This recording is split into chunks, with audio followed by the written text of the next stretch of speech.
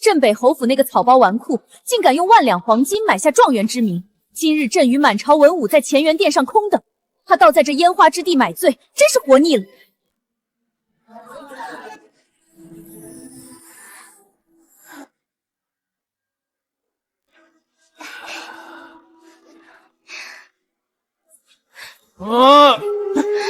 想不到杨兄有状元郎的才情，竟能一举夺魁，真让小弟五体投地。杨兄才华横溢，不如作诗一首，给大家助助兴，可好？状元郎的绝句要落在我们这儿，这满楼脂粉香可就染上墨香了。大池塘，池塘大，池塘里面有王八，一个王八3斤8。哈哈哈哈，怎么样？好诗，好诗，好诗！世子爷10天里有9天坐在此处，见人就吹嘘自己家财万贯，状元之名如探囊取布。现在举国皆传，朝廷功名可会买，寒门永无出头日。放肆！陛下，都起来吧！无诗虽好，也不至于你们崇拜的五体投地啊！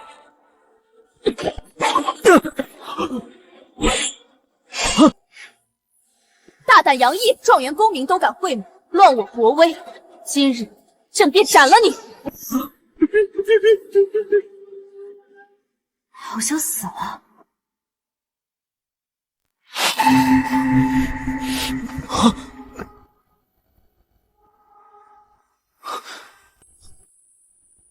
这是哪里？不是正在办公室看书吗？吾是以天下为局，执苍生为旗，谋百年国运，安万世太平。若我生在乱世，只会比这些古人更毒，必将开辟一个前所未有的千古盛世。我居然穿越了，成了大满朝有名的王后，定是战功赫赫的镇北侯。而我嫌弃边关苦寒，硬要独自留在京城享乐。父亲的九正帝故意设局，女帝身边第一宦官庄琴与我父亲素来不和，于是哄骗我买状元之位，借女帝之手除掉我，再将父亲牵扯进来，心思歹毒无比。杨大人，这位就是。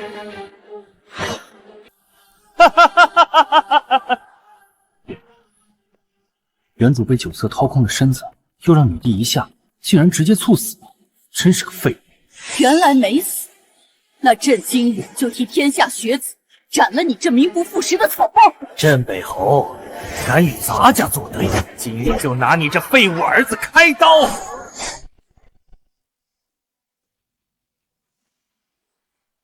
大胆，你想造反？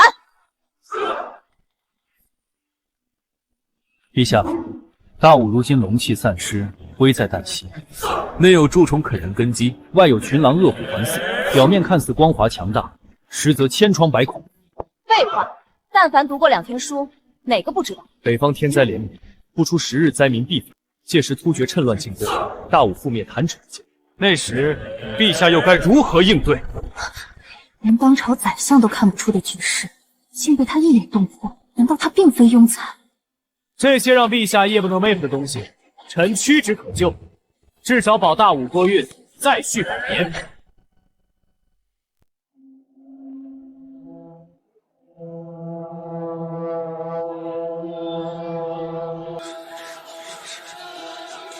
陛下竟为当街砍死这废物，莫非是忌惮镇北侯？陛下，臣弹劾镇北侯之子杨毅，仗着乃父军功，染指科举，若不严惩，公平2字变成空谈。没错，到那时，朝廷威信尽失，将再无学子肯入仕报国，人才凋敝，只能让我朝走向灭亡。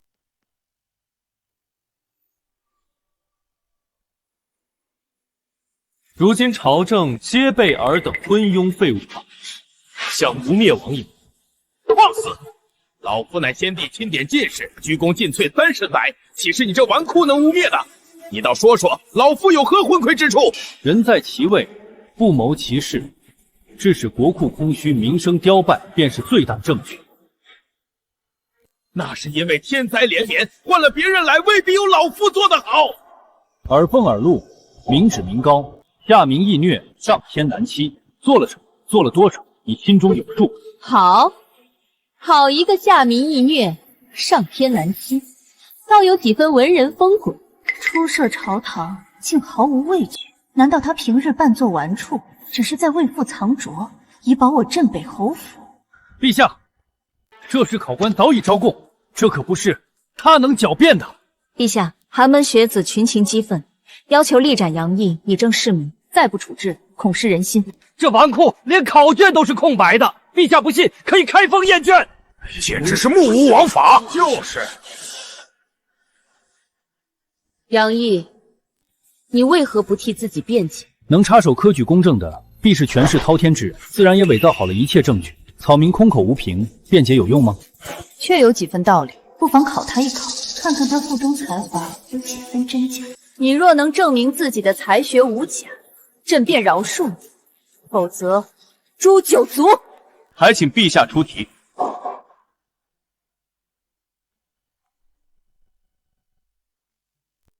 好，你听着，当你亲手灭了仇人满门，看着满地尸体，忽然发现井里躲了一个孩子，你会怎样做？女帝年纪轻轻，以女子之身坐上龙椅，必有雷霆手段，绝非表面上看起来这么简单。此题不光是考杨毅一人，众爱卿若有想法，也可直言。我朝以礼治天下，太祖乃仁义之君，陛下必是以太祖为榜样，要求己身，所求的无非是胸怀百姓的仁义之臣。陛下，臣以为，纵使有血海深仇，然都是上一辈的恩怨，幼子无辜，该饶他一命，给他吃饱穿暖，再找一善良人家好好照顾。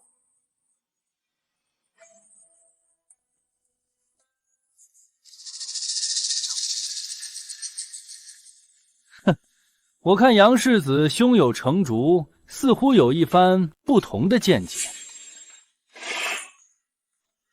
答不出来，草民会拿出一把刀和一颗糖递给他，让他自己选，这倒公平公正，给那幼儿机会选择自己的命运。若他选刀，那说明此子有了杀心，断不可留。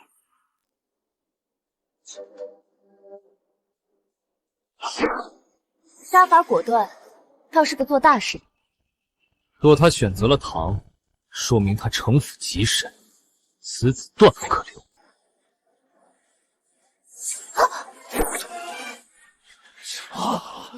这也太毒了！有点意思。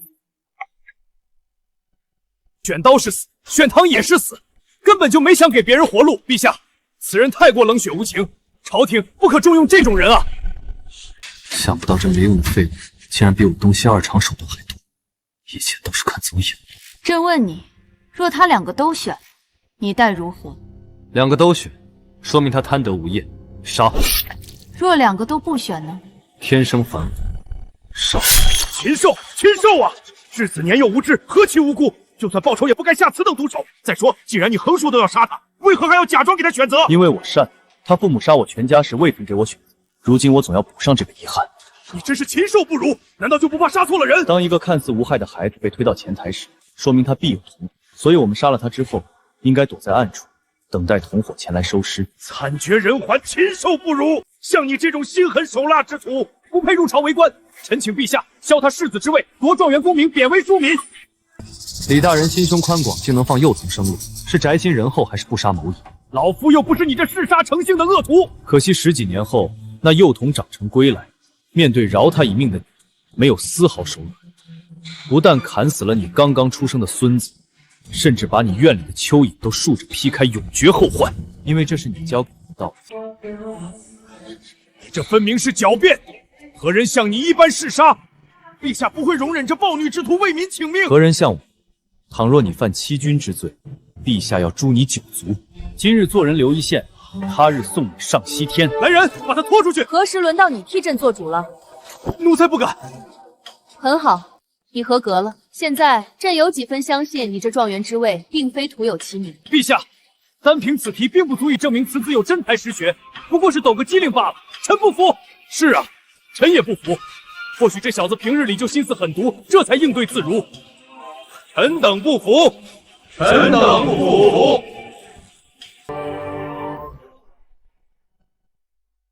倒也有理。陛下，近2年天灾连绵，都则道水患千里，百姓们正等着朝廷的赈济粮救命呢。臣见状元郎志得意满，想必胸有成竹。陛下不妨派他去赈灾，看他有几分真才实学。女帝似乎是故意在等他们主动提出。我一个京都顽徒，又是新科状元，本没有资格参与事务。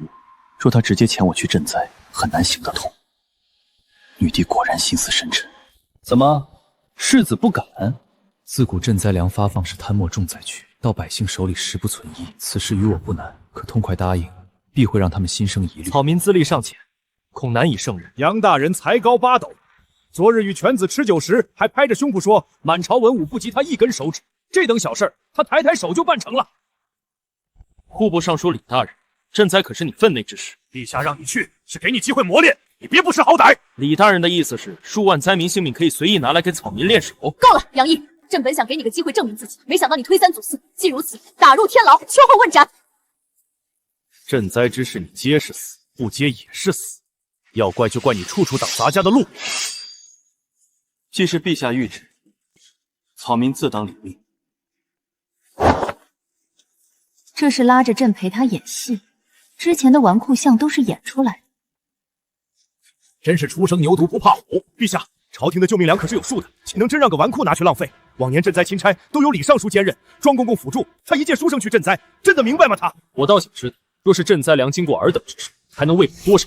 行了，杨毅，朕封你为都畿道赈灾钦差，监察御史裴玉从旁协助，带50万斤粮食，希望能给朕一个满意的答案。臣领旨，臣领旨。这小子到底给陛下灌了什么迷魂汤？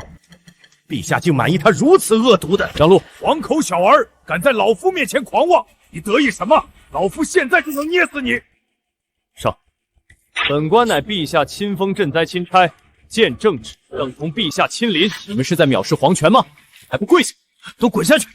杨毅，官场可不是你会咬人就行，走着瞧。咱家倒想看看这趟浑水你趟不趟得明白，那就拭目以待。该死的小杂种，手都伸到本官兜里来了，假以时日，是不是还想踩在老夫头上？李尚书少安勿躁，赈灾一事油水丰厚，一路上多少人盯着这块肥肉呢？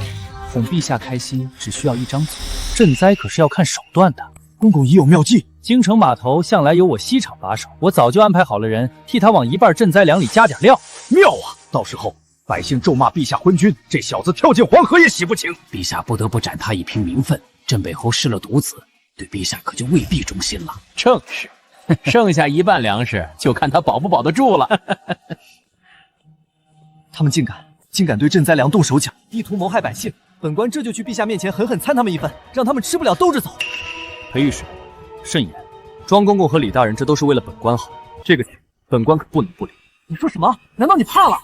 官就知道你这纨绔没把百姓死活放在心里，你这是在拿8万灾民的性命当儿戏。区区50万斤赈灾粮，够8万灾民吃几天？庄公公体恤百姓，生怕他们吃不饱，于是挖点河沙增加分量罢了。只不过只掺一半怎么够？太小家子气了。你拿我腰牌去码头，再拉10万斤河沙，务必把所有粮食都掺上河沙。什么？你如此恶毒，本官回去定要弹劾你！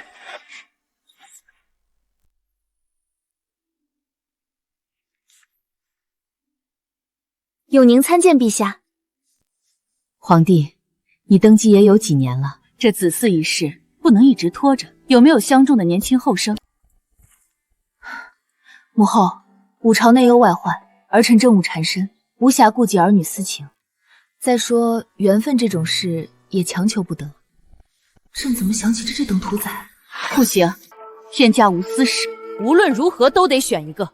明日送各家小公子入宫，扒光衣服送你床上，哀家就不信没有你看得上。陛下，臣有要事禀报，庄公公与李尚书密谋，往赈灾粮掺杀害杨钦差。什么？好大的胆子，敢拿民政儿戏！皇帝，你怎么不生气？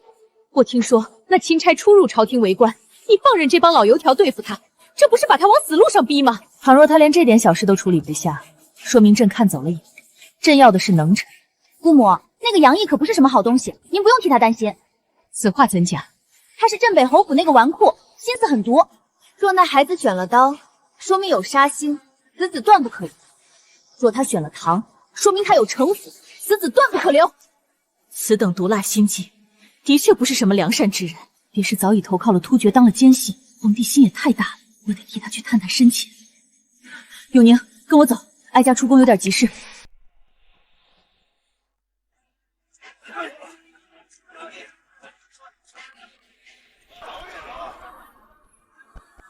蠢货，就这脑子还想跟督公作对？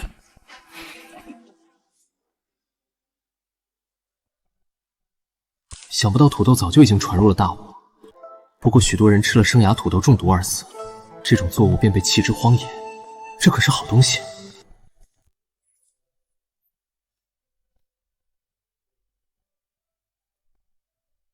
都什么时候了，还在玩火？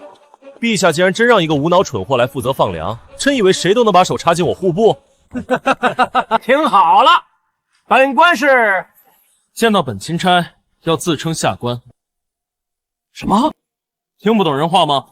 退后，否则休怪本官不客气。告诉你，我可是户部院外郎，户部尚书李长甫是我表舅。你一个废物世子也敢对我大呼小叫，小心我打断你的腿！聒噪！圣旨，下官张度参见钦差大人。免礼。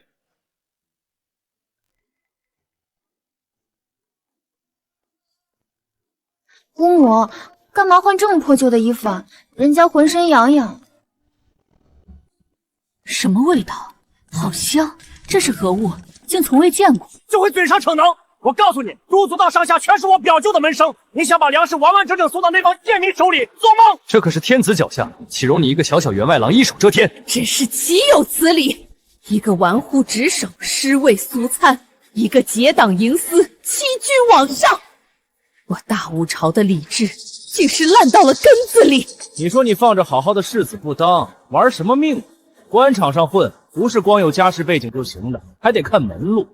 天灾年年有，苦一苦百姓不就过去了？苦一苦百姓，痴心妄想。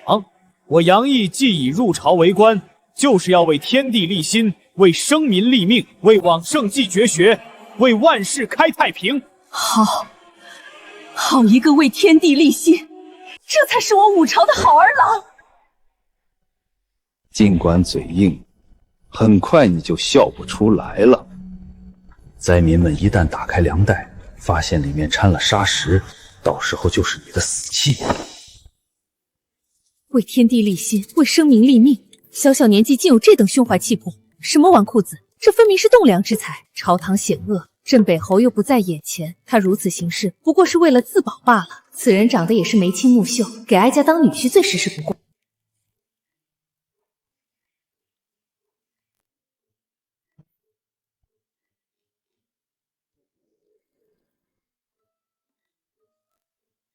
大娘，饿坏了吧？拿去吃。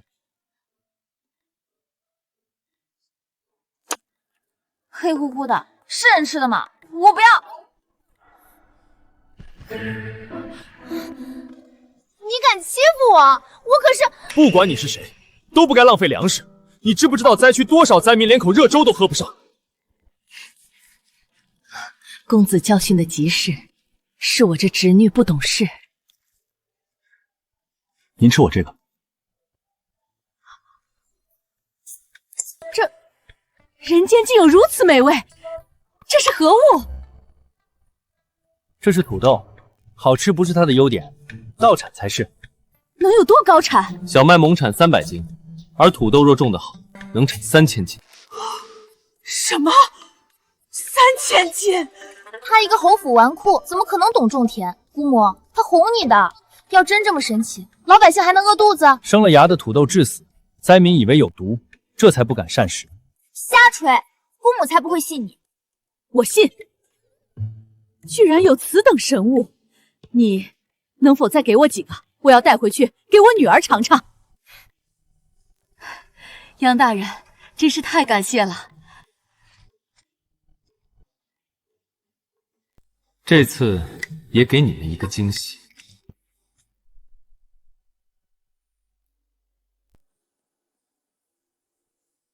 什么？50万斤粮食里全部有河沙，州县府衙竟然1斤都没摊到。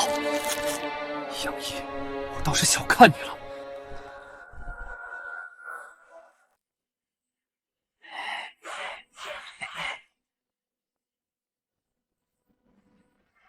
陛下，800里加急，突厥10万铁骑南下犯边。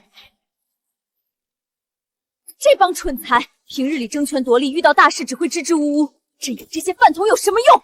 对了，杨毅呢？这都15日了，赈灾赈的怎么样了？他会不会有主意？杨千差昨日已回京，只不过陛下，此人任上昼夜寻欢，昨夜回宫更是直奔教坊司，根本就没有好好赈灾。什么？此话当真？文库才装了几天就不装了？锦衣卫当场抓住的。咱家说你嫖了，你就嫖了。立刻给朕把他抓回来！赈灾钦差任职期间夜宿教坊司，杨大人，请吧。又是庄前这条硬骨，这次让你吃点苦头。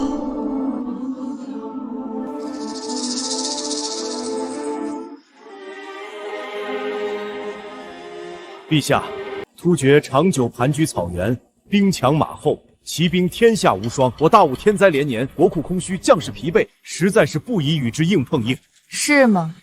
李大人说的是啊，如今这局面对我们不利，倘若战事一起，百姓更是不得安生。为今之计，只有割地求和，方能保住我大武朝的根基。没错，区区6座城池，割就割了，等国库充实了，再拿回来就是。你是太监吗？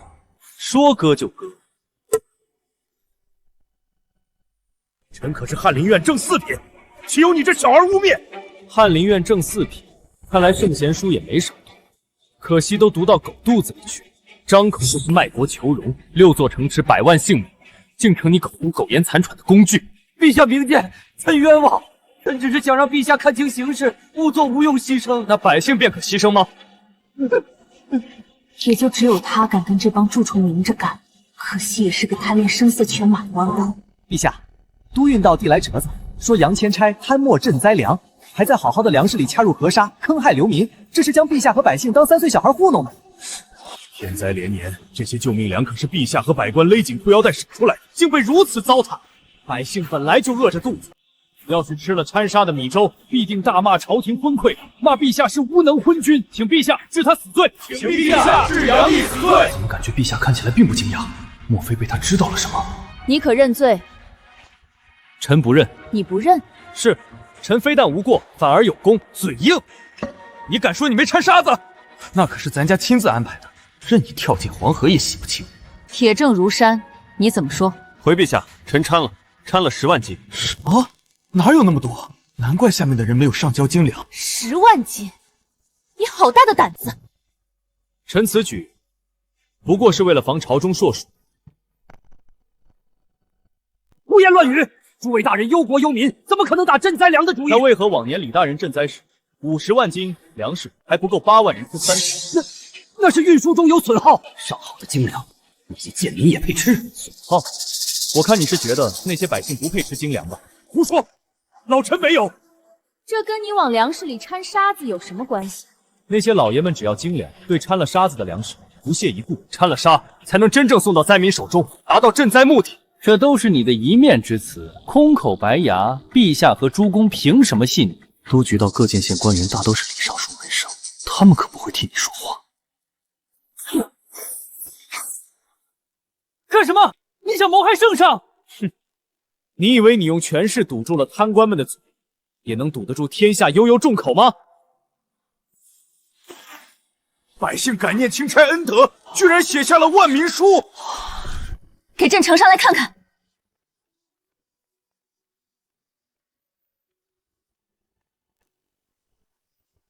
这不可能！他明明就贪了，明明把赈灾粮换成了沙土，那些灾民怎么可能？庄公公好东西吃多了，不知人间疾苦，看到掺了沙子的白米，只会嫌弃的扔掉。但那些饿了很久的百姓，哪怕粥里有沙子、有虫子，都会狼吞虎咽喝下去，因为不吃就会饿死。杨大人真是智计双全，本官佩服。杨毅赈灾有功，赏。陛下，你别忘了赈灾期间多次流连教坊所，玩书职守，按律当杖责一，应之查办。的确该罚。陛下，臣不用狡辩，朕心中有数。不过朕可以给你个机会。突厥犯边一事迫在眉睫，若你能想出对策解决危机，朕可以再饶恕你一次。原来在等我献计。大武国库空虚是不争的事实，可不像赈灾粮一样能被你糊弄过去。带兵打仗可没有赈灾那么简单。年轻人有胆识是好事，可惜光有胆识没用，得有实力才行。你要说不出个所以然，就乖乖去领板子，承认自己无能不丢人。难道是朕高看了他？他本是纨绔，此事的确难为他。算了，你退下吧。陛下，臣有一计，能一劳永逸，解决突厥之患。什么？一劳永逸？哼！黄口小儿，狂妄至极！突厥与我纠缠100年，何等凶残！多少名将不敢轻言一劳永逸，难道众人皆蠢，唯你能？纵有太祖之勇，遇突厥也需步步为营。你一书生休要狂言，你怕是连刀都提不动，也配在此大言不惭谈论边患？杨大人有报国之心，本官钦佩。突厥却并非流民，你若将突厥人当作灾民应对，恐怕会马失前朝。李尚书的劝诫下官谨记，识君之路便担君之忧，纵然马失前朝，也胜过做一只缩头的王八。竟敢骂老夫是王八！你这小子实在是目无尊长。行了，无需争吵。你究竟有何退敌计策？速速道来。首先要让突厥人心平气和坐下来听我们的条件。我还当有何妙计，结果不还是要坐下来和谈？若是你，会跟一个乖乖割地求饶的废物谈条件吗？突厥是狼，我们是羊，狼是不会跟羊谈条件的。除非你先狠狠地给他一拳，让他知道大武这只羊会咬人，而且咬人很疼。废话，若大武有此等实力，早就直接开战了。陛下也不会为此忧心。李大人敢跟本官打个赌吗？若本官有制敌妙法，你就扒光衣服在这大殿上一拳。好，本官跟你赌。倘若你输了，就是欺君之罪，按律当诛9族。好，别卖关子了，到底是何计策？抬上来，请你准备好了。好。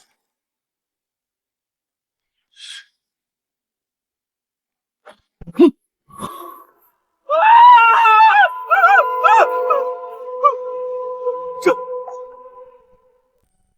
守城妙计，臣早已备好。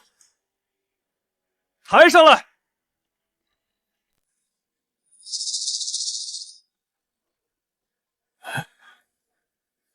杨大人，这是何意啊？杨大人，你的破敌妙计呢？就在此处。呵呵，这不就几个破木桶吗？难不成你这木桶里装满了石头，要拿去砸突厥人？到底是书呆子，遇到实际问题只会想当然。这木桶计，太祖当年早已用过，收效甚微。突厥人身经百战，最善攻城，难道会对高空抛物一点不防？便是想防就防得住吗？我这桶中之物正是破敌关键。故弄玄虚，我从未上过战场的毛头小子，自然不知突厥人的凶猛。要是区区几个烂桶就能破敌，咱家当场把桶吃了。你确定？当然确定。陛下可为咱家作证。倒是你犹犹豫豫，该不会是为了免除责罚，随意拿了东西来充数，妄图欺君吧？庄公公既然不信，就请亲自揭开桶盖，一探真假。无非就是一些奇技妙巧，我东厂什么稀奇古怪的玩意儿没见过。小宗你可杀不进突厥人，欺君罔上，我等着看你被凌迟。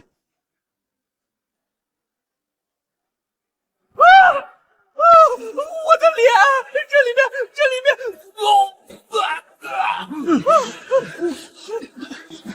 臭死了！竟然是粪便，还是主废的粪便！赶紧把桶盖封回去。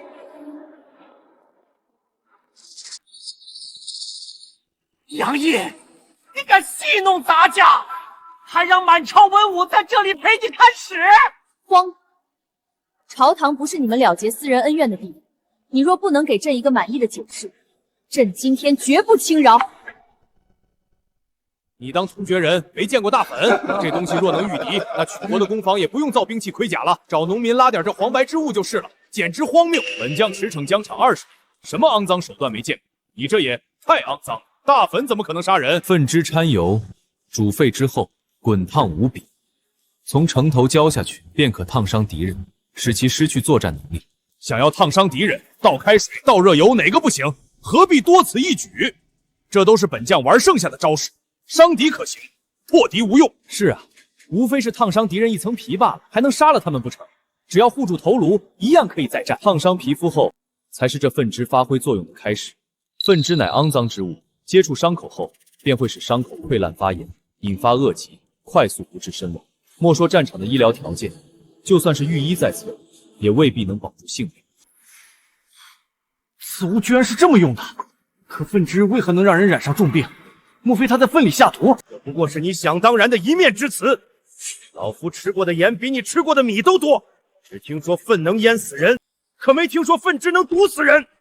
杨毅，你可有证据？昨日钦差大人令下官去天牢找了个死囚，用滚烫的粪汁浇灌过，还让御医替他处理了烫伤的伤口，现在就等在殿外。抬上来。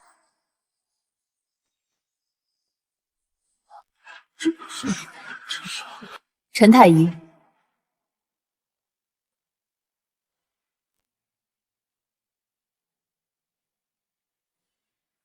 禀陛下，此人伤口虽已妥善处理，可却感染了某种难以探查的恶疾，不出几日就会暴毙，老臣也束手无策。这粪汁竟然真能杀人于无形，与阎王的索命符合业！好你个杨毅，歹毒至此，居然让咱家去揭开桶盖，我不会也感染恶疾而死吧？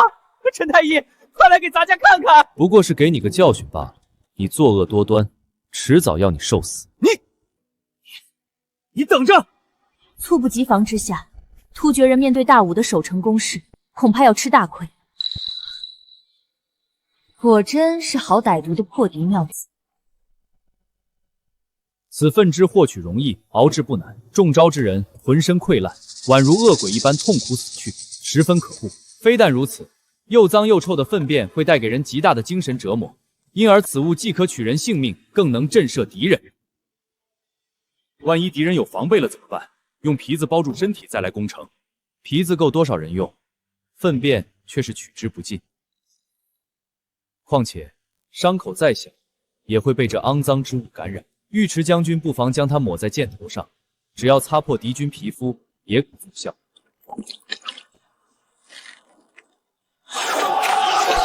若是不嫌麻烦，还可以让前锋战士长矛沾矢，刺向敌军。若用毒，恐剂量不足，但此粪水沾敌必死。果然还是你们读书人最歹毒，不过确实好使，真有你的。此计名为金枝计，足够陛下狠狠给那突厥一拳。什么金枝计？分明就是断子绝孙的歹毒之计。金枝计，你这小子真是有点意思。婉儿，将此毒计，不是妙计，快马加鞭送去边境。陛下不可，此法或可破敌，毕竟有伤天和。我五朝泱泱大国，用这粪水退敌，有伤朝廷体面，怎能让对手心服口服？庄公公说的没错，此计或许会有奇效，但未免太过歹毒。而且万一伤了自己人，又该如何？胜败乃兵家常事，战场上就要堂堂正正的胜，方显我大武男儿本色。这臭东西有违武德，末将宁可马革裹尸，也绝不用这种污秽之物。打死我也不用这种卑劣手段，这太有失体面了。哪来的一群少爷兵？将士们的性命竟被尔等看得如此轻贱！你们以为战场是何处？是给你们镶金嵌玉、升官发财的地方吗？有伤天和，有违武德，你们放任敌军入城屠戮百姓，看着将士们白白送死，踩着他们的尸骨混功勋的时候，怎么不说有伤天和了？陛下，闭嘴！在亡国灭族面前，在万千将士性命、无数百姓安危面前，赢才是唯一的体面。你们若是不行，就趁早滚回家种地。大武军营不需要这种废物。说得好，突厥10万铁骑虎视眈眈，妄图从我大武百姓身上狠狠撕下一块血肉，尔等还在顾忌狗屁的体面。我皇室颜面，从来不靠将士们无谓的伤亡来保全。朕要的是活着的将士，是最小代价换取的胜利。杨清此计虽毒，却可保我江山百姓性命，此乃大人萧中郎、林中郎、魏左将停职思过，罚俸3月。婉儿，立刻将金之计秘密送往边关，朕要让这只狼知道，大武绝不是温顺的羊。臣遵旨。陛下何时如此维护这鼠孩子了？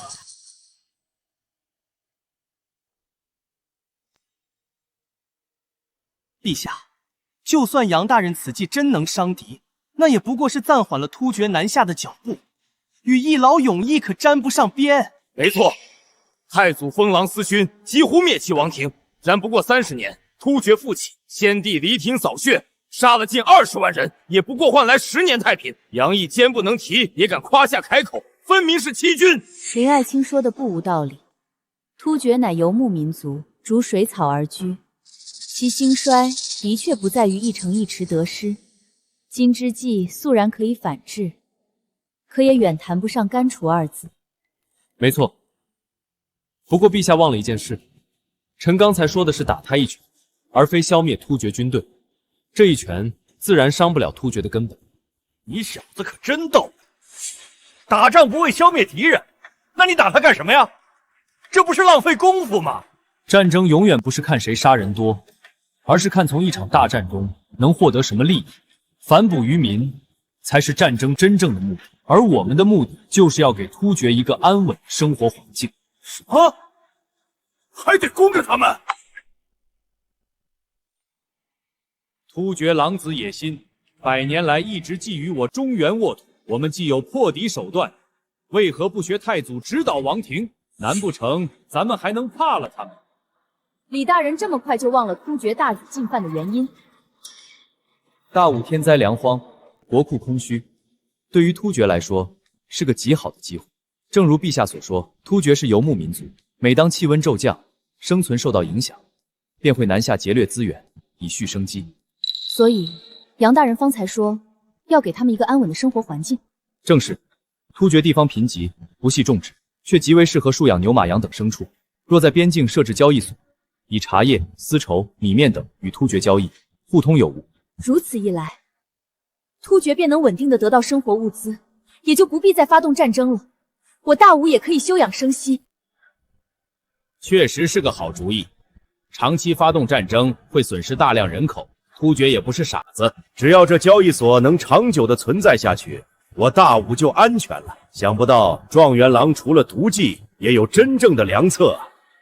竟真让这黄口小儿找到了对策。很好，杨卿此言，振聋化聩，不愧是朕的谋士。朕这就将他当成大武国策来施行。婉儿，取我奉喜。是。陛下稍安勿躁，臣的计策并非如此。什么？你敢戏弄陛下，找死！让他说下去。陛下，微臣说的是一劳永逸的解决突厥，可不是跟这帮畜生和平共处。你的意思是？自然是斩断突厥国运，令其彻底溃散，让突厥这2个字从世上消失，从此只存在于故纸斗中。什么？让突厥彻底消失？正是，微臣有10成把握踏平突厥。杨大人为了哄骗圣心，还真是敢想敢说呀！太祖英武半生，也只能将突厥困于漠北，你张口便是踏平，莫非以为功业已远超太祖？是啊，到底是没见过什么世面的书生。杨大人，你知不知道这话意味着什么？那可是为我大武开疆拓土的功绩，你当真有10成把握？如此黄土霸业，难如登天，杨毅真的能替朕做到吗？灭一国未必要靠战争。陛下可知2国形成稳定交易链后会是什么局势？2国会互相依赖，形成供需关系。对也不对，并不是互相依赖，而是突厥完全依赖我大武。说下去。陛下可以想想，届时若大武只高价收购羊皮，会出现怎样的局面？突厥人会大肆养羊，而不再蓄养牛和马匹。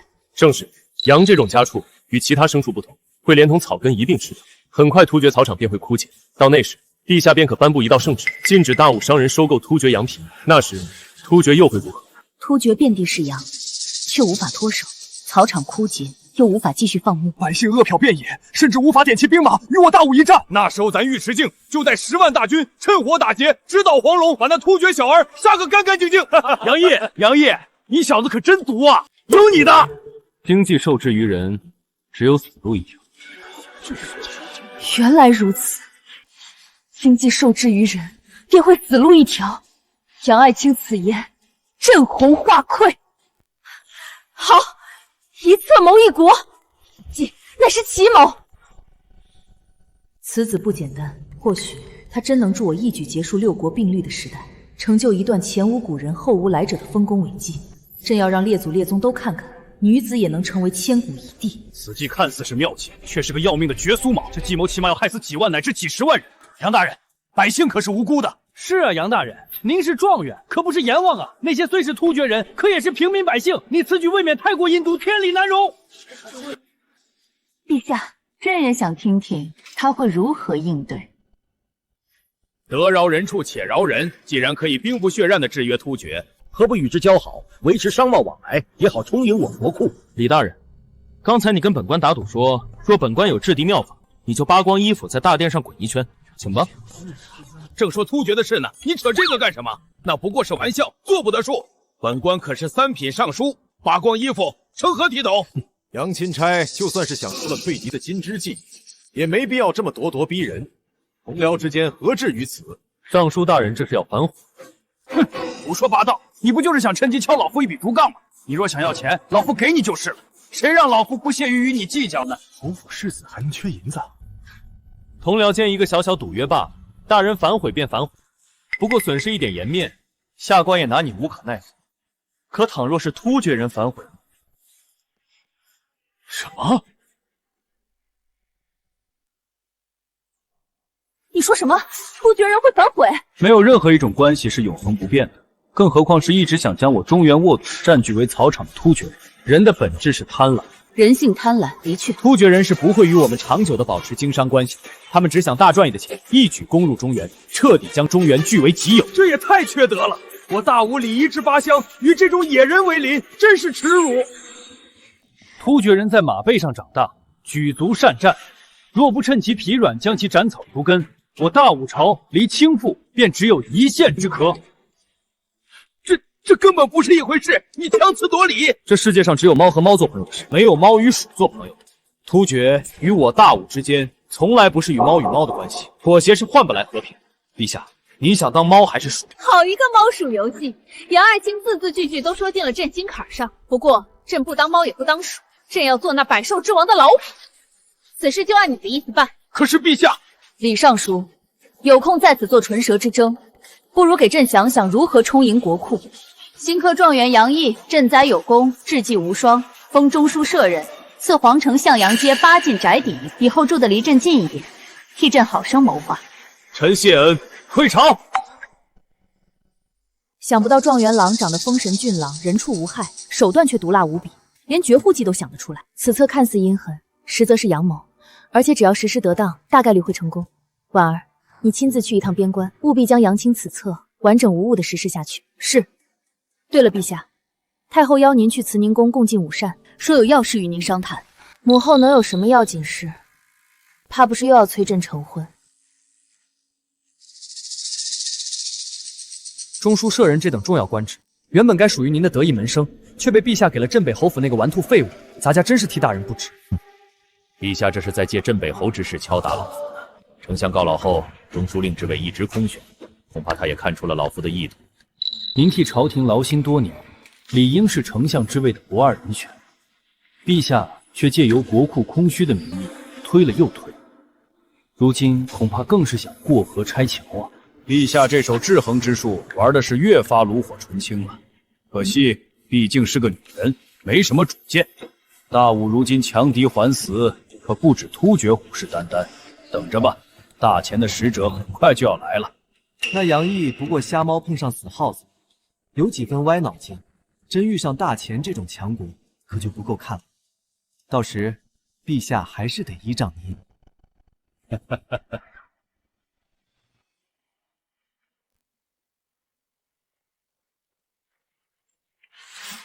镇北侯与突厥狗最多还能僵持15日，若皇姐再不能想出退敌之计，恐怕要血流成河。哀家特意让人写信请教了杨公子土豆的10几种做法，保准皇帝一吃就合不拢嘴。姑母，这东西干巴巴的，到底有什么好吃啊？人家想吃烧鹅，不许挑。大灾之年，百姓们有口吃的就不错了。太后娘娘，书圣柳心已经将您要的字写好送过来了，我看看。好，太好了，给哀家挂在正中央，哀家要日日用它警醒自己。不就是几句普普通通的诗吗？有什么了不起？哪儿配挂在您的慈宁宫？让你多读点书，你偏不。明日你就给我滚去国子监。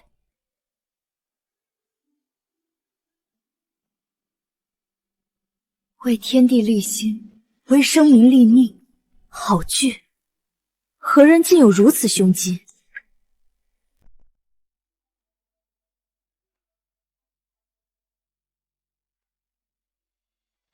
为天地立心，为生民立命，为往圣继绝学，为万世开太平。这是何等宽广的胸心气魄，是何等远大高洁的志向！为君者，当以此句要求己身，为天下后世开辟永久太平的基业。若天下读书人皆有此风骨，大武何愁不兴？文人中竟出了此等心胸抱负之人，写下这4句之人，必定是天真执着的人，这才是读书人真正该做的事：为民、为国、为苍生。你猜这4句是何人所作？我们若是不行，就趁早滚回家种地。大武军营不需要这种废物。莫非哀家还没说呢，你们就已经猜出来了？杨爱卿虽然总是为朕提出各种毒计毒策，心里却是沉甸甸的装着百姓和苍生的。除他之外，无人能写下此等绝句。朕有时候觉得，若朕做错了事，他也会毫不留情地指出。杨大人是雷霆手段，菩萨心肠。俗言道，良臣忠于君，可杨大人却是忠于天下苍生的。母后请将这幅字赐给儿臣，儿臣要挂在御书房中，日日警醒自身。启禀陛下，10万火急！速报！前国使团刚刚带来了前帝袁弘景的国书，说要与您联姻。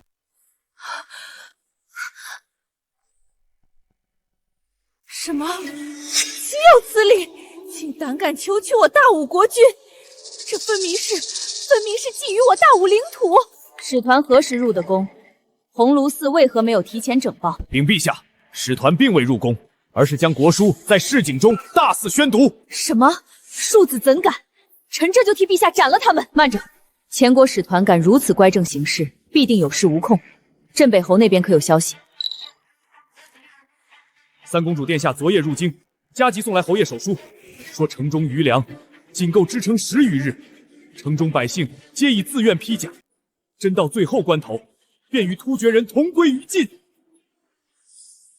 什么？明月人呢？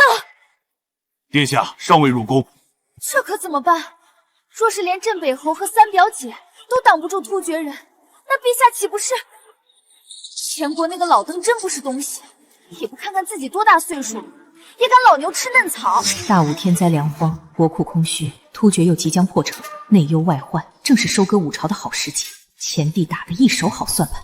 婉儿，你即刻动身，将杨毅的金之计带给镇北侯，并安排后续交易所事宜，务必将杨清的策略完整实施。是。召集4品以上官员速往乾元殿议事。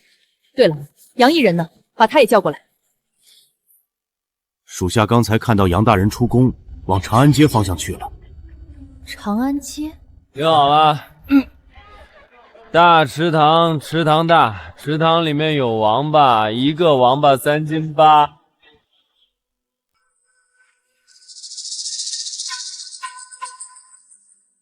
这个混账，朕还以为他真的改过自新了，立刻派人把他给朕抓回来。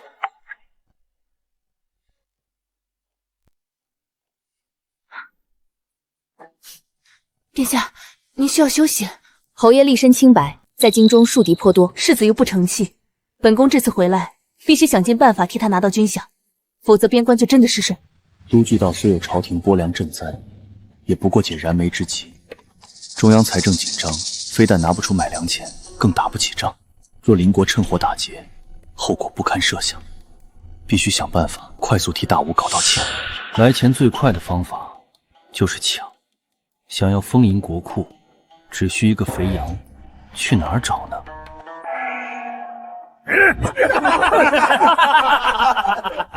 退后！滚开！睁大你的狗眼看清楚，大前红景帝金牌在此，尔等贱族还不跪地叩拜？你是什么东西？我等只跪女帝！别怪我没提醒过你，敢对使团动手，便是向我大前宣战，你们负得起这个责任吗？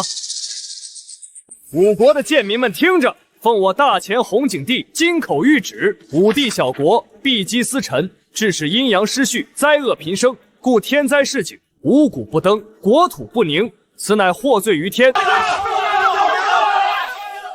肥羊来了。前红景帝仁慈，不忍百姓受苦，愿那五帝于后宫，以身正阴阳，平息上苍之怒。然前红景帝仁慈，愿那五帝于后宫，以身正阴阳，平息上苍之怒。放肆！朕乃一国之君，岂由他如此羞辱？真欺我大吴无人了吗？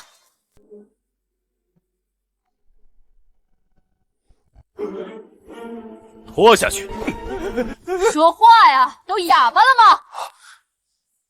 陛下毕竟是大吴国君，怎可随不外驾？前帝不过是贪恋陛下美色，趁火打劫罢了。废话，朕能不知道这些？朕想听的是，该怎么办？胆敢以后宫之位玷污陛下，分明没把我大吴放在眼里。俺尉迟敬愿率领10万将士与前国决一死战。尉迟将军不当家不知柴米油盐贵，我大吴正与突厥难解难分，又历经天灾，国力受损，国库空虚，实在没钱支撑另一场战争。本将不懂你这些弯弯绕绕的，俺只知道君辱臣死，俺愿意为陛下分忧，那也得有钱打。前帝如此霸道，正是因为休养生息几十年，又风调雨顺，国力正强盛。别人打得起，我们可消耗不起。红景帝自命不凡，自比先祖，野心勃勃，想要开疆拓土，盯上大吴，也是意料之中。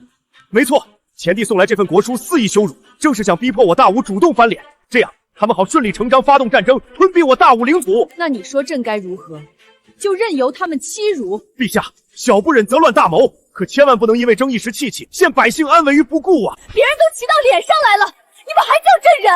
使团故意在民间大肆传颂，为的就是激怒陛下。你可千万不能冲动，如此便中了他们的奸计。那朕该如何？难道你们真要送朕去和亲？是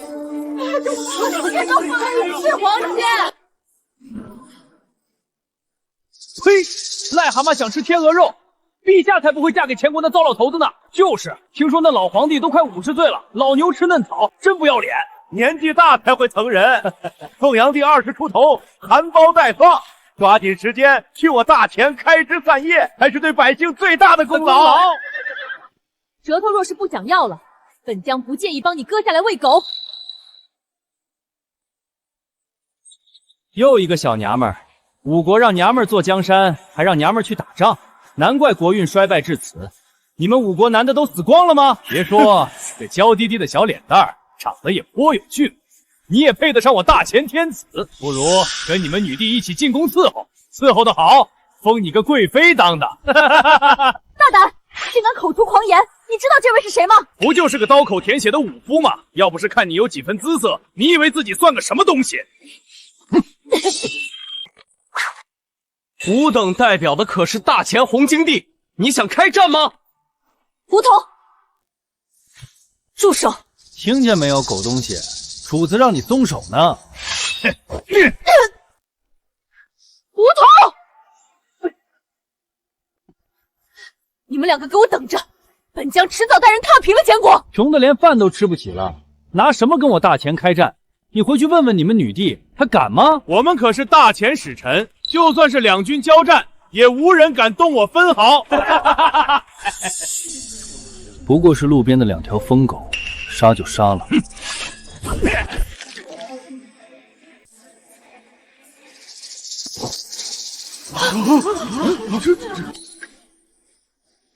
朕怎么养了你们这群饭桶，竟要让天子受如此屈辱！陛下，此乃生死存亡之大事，能忍则忍啊！臣等也并非要让您真的去前国和亲，这只是缓兵之计。陛下，以老臣所见，前国其实并不想直接吞并我大武，毕竟前国还需要大武作为缓冲，挡在突厥前面，否则便要直面突厥铁骑。继续说。因此，此事并非全无转还余地。陛下完全不必与区区几个蠢货争一时气气，反而要稳住他们。你的意思，朕要先答应下来，只是先拖延一些时间。如今我大武朝缺的是钱，臣有2策，可帮陛下快速充盈国库。届时，管他前国还是胜国，都不足为惧。爱卿有奇谋，说来听听。其一，都局道粮库空虚，因而粮价上涨，而苏杭等地粮仓充实。只要扮作行商，将粮食从外地运入都局道，便可大赚一笔，国库可以快速充盈。其二呢？其二，增收平儒饷和边春绢，再令各州府预征3年茶盐税，如此2个月内便可筹集白银800万两。真不愧是加税乃户部尚书，竟是揭发国难财的肮脏手段。陛下，老臣深知加税乃下下之策，然国库空虚至此，又有突厥前国南北夹击，实乃不得已而为之。虽伤民力，却可保国本啊！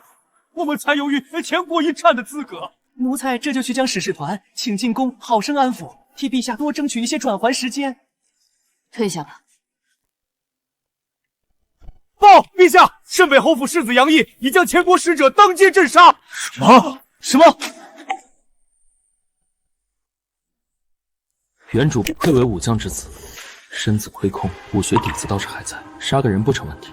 这人好大的胆子，出手也果决，不知是哪家的公子，只可惜不该如此冲动，性命危矣。你怎么敢？就不怕承受我大前的怒火吗？区区前国怒火又有何惧？我大武立国100年，雄踞中原，纵使6国并立，我武朝也会是天下共主。多借我大武屏障抵御突厥，才得以蜷缩后方休养生息。倒推30年，你前国还是给大武纳岁贡的小国，我杀你又如何？说得好，要不是太祖恩赏土地粮食，你们还在山里当猴子呢。端起碗吃饭，放下碗骂娘，这等白眼狼，一是杀了他。此等狂徒，如我大武，出言不逊，狼子野心，的确该杀。饶命！求您饶了我！前国10万铁甲军已开拔至边境，今日我若死，明日前军便屠尽你京城老小，一个不留。什么？前国10万铁甲军此刻已开拔至我大武边境？既然洪景帝早已备战伐我，你死不死有什么分别？求您饶命！我是洪景帝亲信，放我必在陛下面前美言撤军。你说的是真的？若放你，边境10万大军真会立刻撤军？千真万确，只要您放我，10万大军立刻从边境撤军。住手！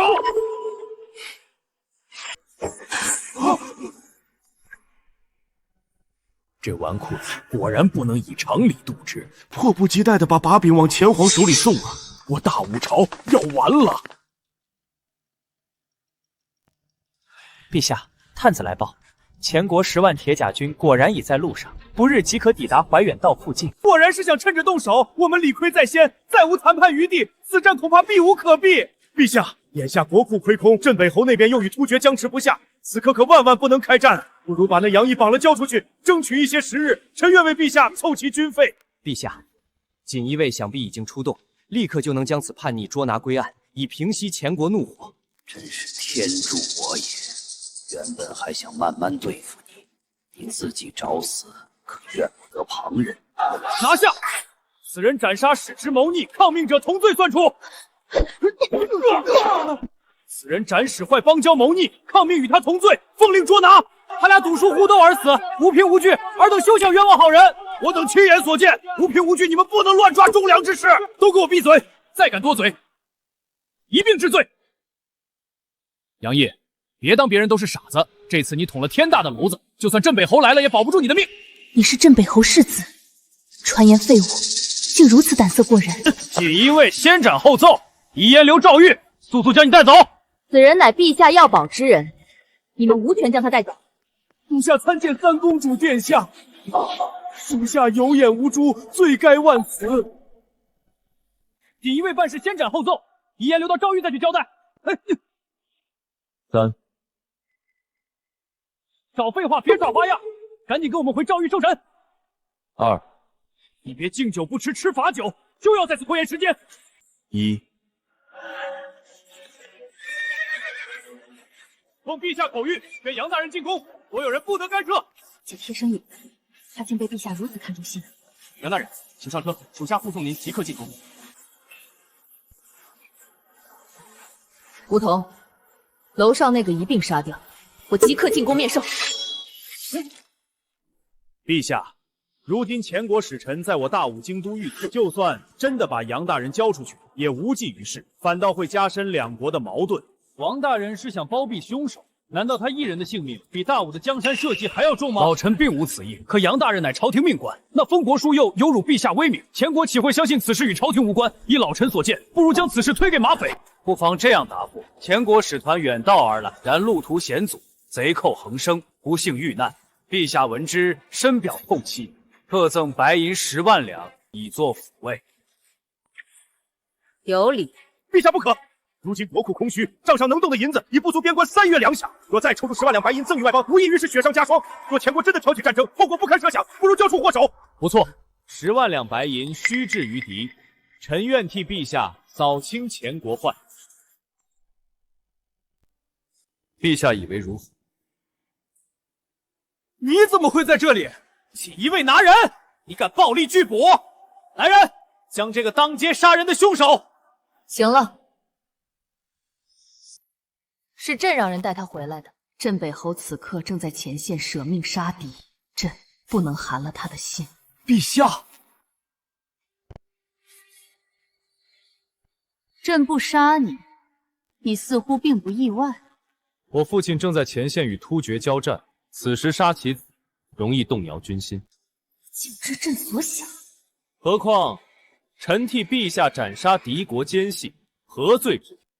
陛下怎会处置臣呢？胡说八道！那几人持前国令牌，有前帝国书，并且随身携带出入关公文，怎么可能是奸细？文书可以伪造，你强词夺理，前国人可不会吃你这一套。的确，你能拿出什么证据证明他们不是使者？尔等可知，使者入境由州府上报行程，由鸿胪寺全程陪同安排行程；而一纸国书入境，则需经州县呈报，鸿胪寺接引，中书拟议，门下封驳，方达天听。废话，这些还用你来重复？臣斩杀的2人为挑起两国争端，伪造令牌与国书，于市井大肆宣扬，挑拨民怨，还伤我左5位将士。我乃镇北侯府世子，当朝中书生人，情急之下，自然不敢袖手旁观。哼，前帝又不是傻子，怎么可能轻易就被蒙骗？前帝自然不会被蒙骗，所以臣请求陛下拨给臣10万两白银，并封臣为遣前特使，出使前国，代表陛下洽谈与前帝的联姻事宜。什么？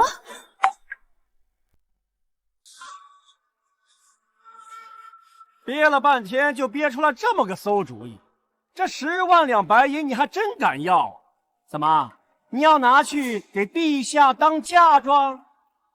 咱家还以为杨大人身为陛下智囊，能想出与众不同妙计，结果到最后还不是要送陛下去和亲？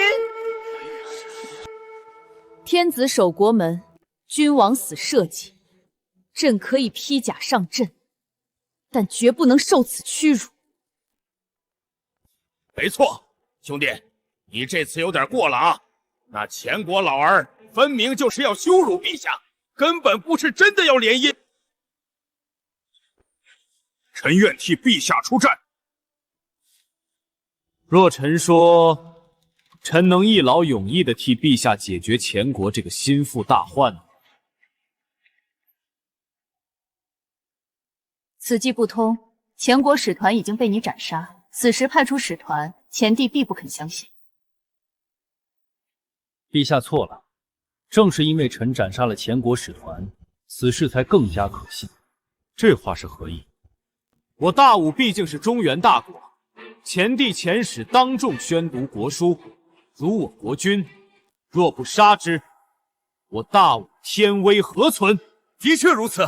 以斩奸细之名杀了使者后，再被迫应下联姻，在前国眼中，便是我朝外强中干、无计可施后的屈服。此时微臣带着银子前往，前帝对臣的目的便不会有丝毫怀疑。你的意思是？臣的意思是，既然我大武国库空虚，那就从前国的国库里掏银子，然后用他们的钱筹集军队，灭了他。用他们的钱去打他们，这也太狠毒了。可是天下哪有这么蠢的人，会把银子白送给他人？你如何保证他们一定会把钱给我们？臣愿立下军令状，以2个月为限，筹集白银1亿两。1亿两，这怎么可能？若是真能筹集1亿两白银，没收灭掉一个前国，哪怕是一统6国，也未必不可能。1亿两，你知不知道那是多大的数额？我大武岁弱2500万两，攒够1亿也得举国不吃不喝4年。莫非你能点石成金？恐怕把前国的国库翻过来，也未必能掏出这么多银子。杨大人这海口夸的，怕不是把梦里的金山银山都算上。年轻人有理想是好事，但是光有理想没有用，还得脚踏实地才行。前国风调雨顺，连续10年中央税收5000万两，实物税至少有400万担，年收支常有盈余，乃天下首富，1亿两，本官都说保守。想不到他提前将前国研究得这么透彻，看来他是认真的。就算前国拿得出这笔钱，又凭什么给你？你是打算落草为寇，然后冲进前帝国库里抢吗？杨大人，要是你真想抢银库，你带上俺帮你啊！10万两白银乃3万将士1季的军饷，此子若心怀不轨，携巨款投奔前帝，献上我朝虚实，此举便成了资敌。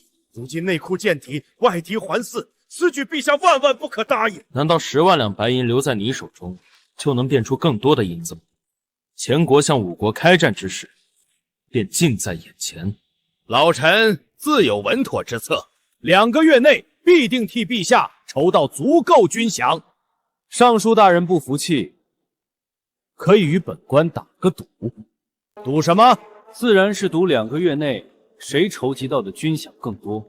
若本官输了，自当服服；但若本官赢了，我要李大人让出这尚书之位。你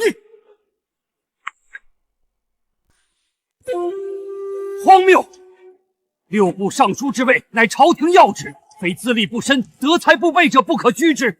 此乃祖宗法度，岂可用来作为赌注？臣为了朝廷安危，不能答应。你不敢？李大人是舍不得高位，还是承认自己无能？这种事情岂可儿戏？陛下，老臣并非惜神，实乃担心朝堂体统。若人人都以官职为赌，乾元殿岂不是成了赌房？李大人既不敢赌，又无良策，空占高位，这才是误国。不过，既然李大人反对，那本官就再退一步。李大人担心臣投敌，那臣就向陛下再献一计。此计无需国库出血。何计？陛下，贪官便是行走的国库，杀几个硕鼠就够了。臣请金牌主理此案，不出3日，必定集齐1000万军饷。既是魏公，便请李尚书以身作则。从户部查起，臣相信清者自清。但凡是个人，他屁股里就有屎。要真查下去，还不得把这里一半人都杀了？杨大人这计策果真都是毒计。臣愿与杨大人打赌，臣倒要看看杨大人能否筹到1亿两。若是还没有老夫筹得多，若我筹不到1亿两，任凭陛下处置。好，杨毅，朕封你为国器使，监察御史裴玉为副使，全权代朕商谈联姻事宜。朕从司库倒10万两白银给你，希望你不要让朕失望。臣领旨。杨毅，朕要的是结果，过程你可自行权宜。微臣定不辱使命。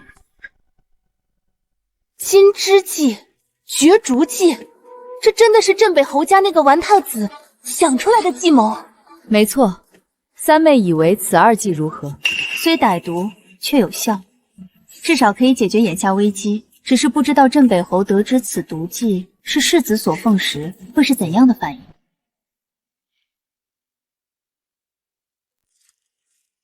侯爷，各营士卒已实施日食2餐制，每餐粮食减半，余下粮草仅够全军吃4天半。30连外阵旗数表3日前倍增，后方小路有大批战车运抵，疑似攻城气势。突厥人怕是马上就要动手，我们人困马乏，恐怕不是对手。天灾连年，国库已空，非是朝廷弃我，是天要亡我。我杨家3代忠烈，戍守边关40余，就算是死，也要死得其所。我娘说这是明年的种子，是家里最后的粮食，都给你们，不能让你们饿着肚子去打仗。不行，本将不能吃你们的活命粮。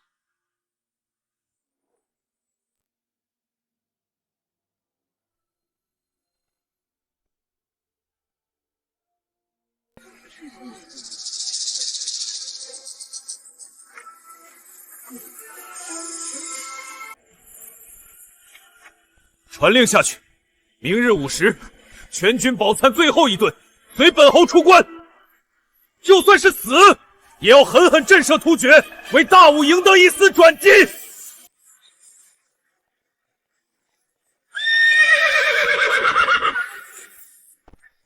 将军，京城急报，陛下派我给将军送来破敌之计。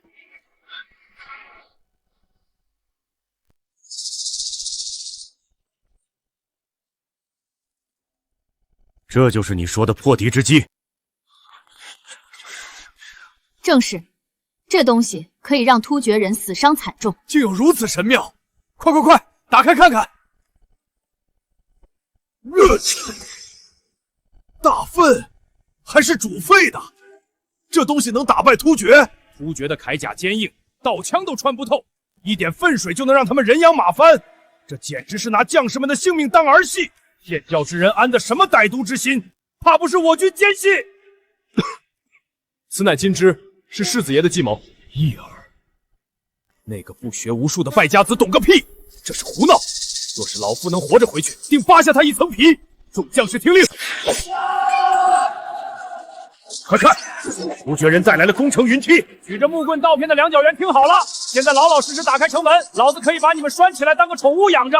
等我突厥好汉用马蹄踏碎城门，可就没这么好说话了。到时候小的扔进锅里煮汤，老的挂在旗杆上风干，娘们们扒光衣服送进营帐，咱兄弟们好好快活。这帮蛮子欺人太甚！你们的皇帝不也是个小娘子吗？听说才刚20来岁，到时候让他也来帐里伺候。找死！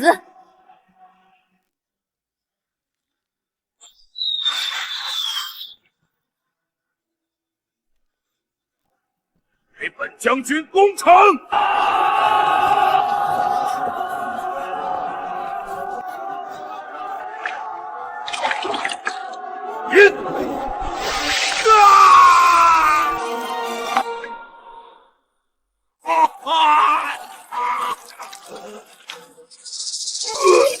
是大粪！你们竟敢如此羞辱本将！侯爷，世子爷这馊主意还真的有效，全体都有，破击之！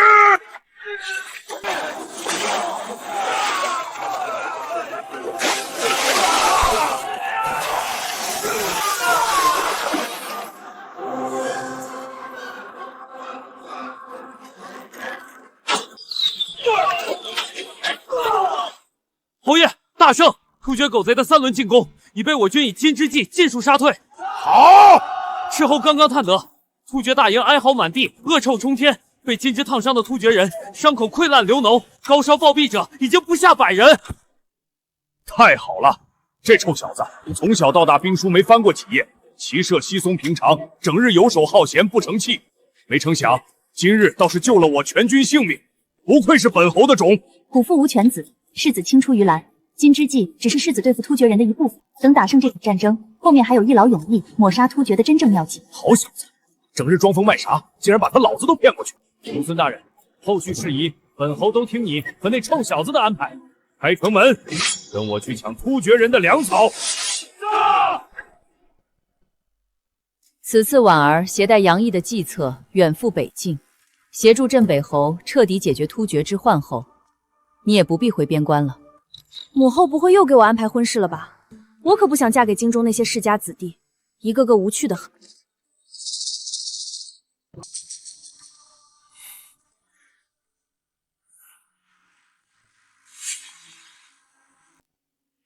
三妹，你的心思朕明白，但驸马之位等同登天梯，朝中无数人盯着，你年岁渐大，此事拖不了太久。10万两白银已经装车，杨大人可凭此令牌随时调用。这个杨毅倒是有趣，从不按常理出牌。不如我替你盯着他。也好，杨毅此人虽奇谋频出，但毕竟资历尚浅，前国军之狡诈，他未必应付得来。出了问题，尽量保全他的性命。朕不会把一国安危全寄托在他一人身上。但此计若成，他将成为我大武第一功臣，是当之无愧的毒士。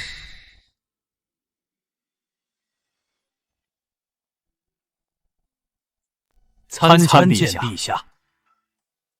杨爱卿，此去前国路远，你有任何要求都可以与朕提。什么要求都可以。臣请陛下将西域进贡的那2块原矿赐给朕。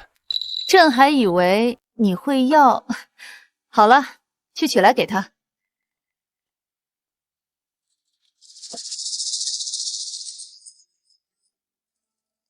你要这个做什么？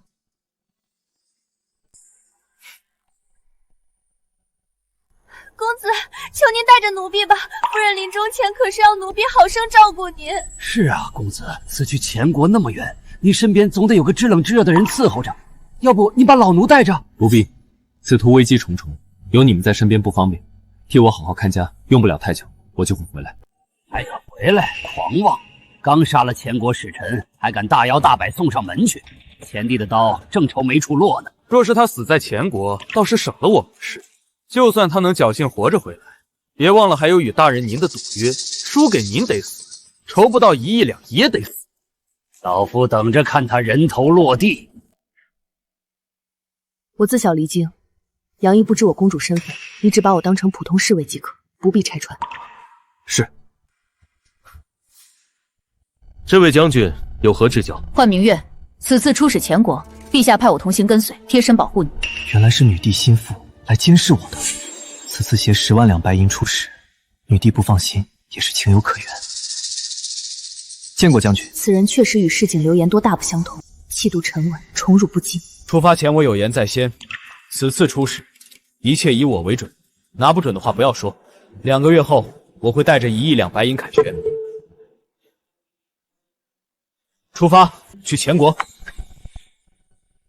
想不到女帝年纪轻轻，倒挺沉得住气，被朕故意激怒，也丝毫不露破绽。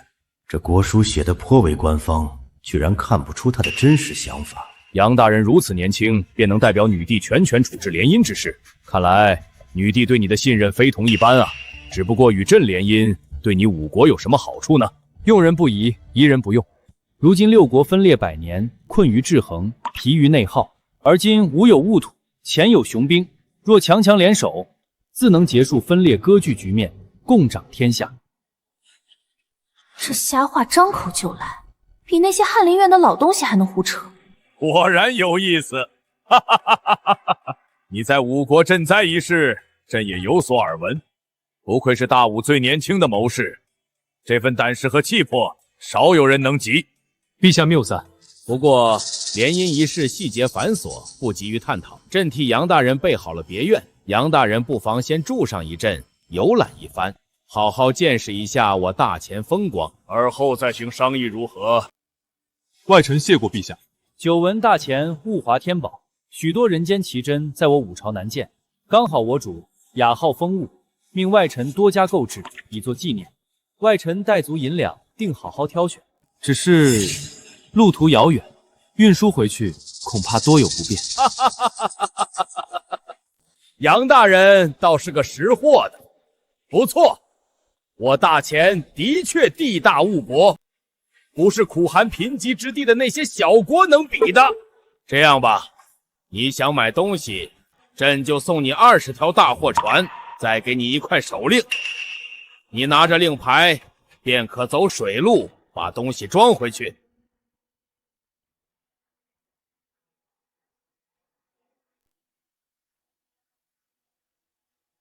外臣谢过陛下，就此告退。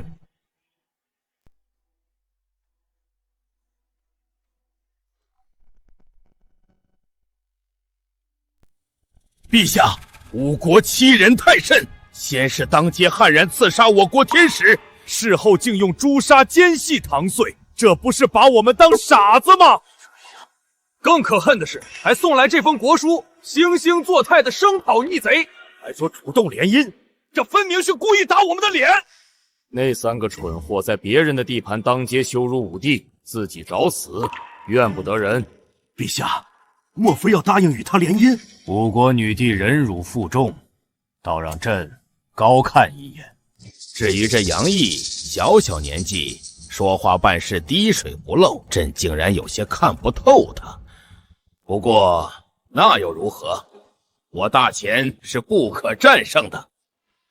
陛下，联姻之事明显不利于武朝。依臣所见，他们并非诚心。这个使臣一番说辞，冠冕堂皇，恐怕另有图谋，陛下不可轻信。秦亲王，你多虑了。我大前休养生息数10载，库中钱粮堆积如山，铁甲军更是所向披靡。他们那点小心思，不足为惧。朕也想看看他们有什么花样。可是朕的10万铁甲军已经在边境处安营扎寨，无论这时有何变动，都可立即长驱直入。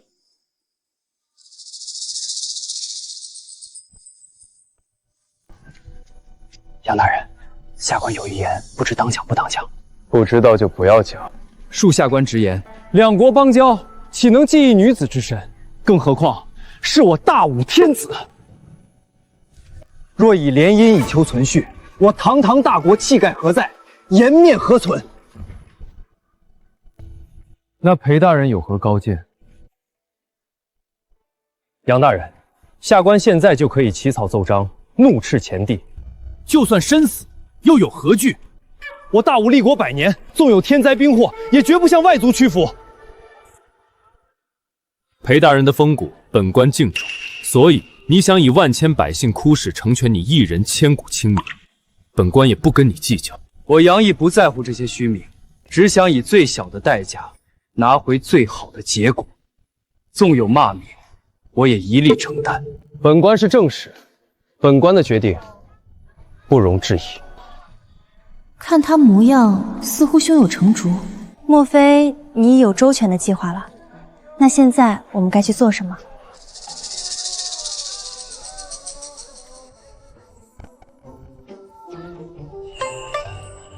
消费。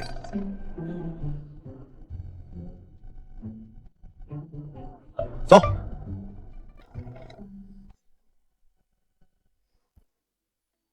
听说大武来了个超级富商，一掷千金，才半天功夫，都快把整个棋盘街的商户搬空了。什么富商？那是五国女帝派来的特使大人，带了好多钱来，专门给女帝挑宝贝呢。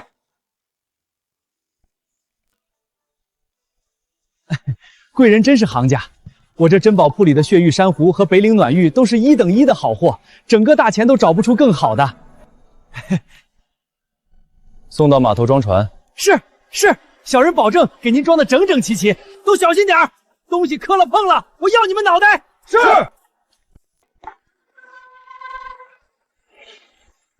哇！再有好货，派人去别院通知我。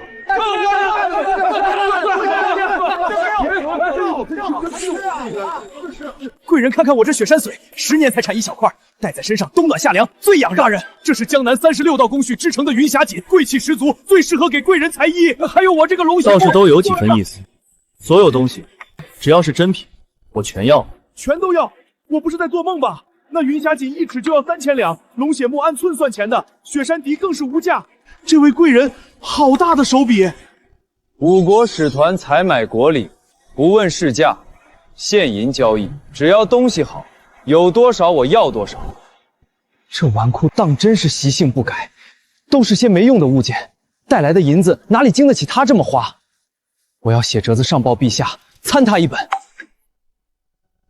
如今连皇烧都坐不住了，各种宝贝流水一样运到码头，被那五国使者装船运回五国。无论谁拿过去的，只要是好东西，那使者就给银子。现在全国商人都在往京城赶。只买东西，派人仔细检查过货物没有？里里外外都探查过了，并无任何夹带。他似乎就是来采买的。哼，到底是寡国小邦来的乡民，稍微见识点繁华，便忘乎所以。把港口的探子撤了吧，继续让人盯着他。朕倒要看看，他到底想干什么。是。无论你想做什么，都不过是垂死挣扎。李大人这边仅倒查3年茶盐之税，便追回60万两石银，今早已经押送入库。茶盐之税1年总数才50万两，3年竟能漏缴如此数目，大武贪腐居然严重到这种地步了。李大人素有威望，这才能快刀斩乱麻，将历年积欠的税一次性厘清。大批盐商听说国库空虚，边关告急，更是争相为陛下解囊，以表忠心。立刻拨出1半，与邻邦换成粮食，送往北境，支援镇北侯。是。反观杨探使这边，监察御史裴玉接连发回2道奏折，弹劾杨毅不但购买大量华而不实的玩物，还耗费重金结交前国的商贾权贵。不到7日，10万两白银已经挥霍了大半。有此事？别说赚1亿两白银了，陛下拨给他的10万两白银，恐怕都要血本无归。这个杨毅葫芦里到底卖的什么药？朕怎么有些看不透他？这就是那个豪掷千金的五国使臣，竟然是位少年英才，也不知婚配否？去，你那闺女都快30了，还惦记？我小侄女年方28，配大人刚刚好。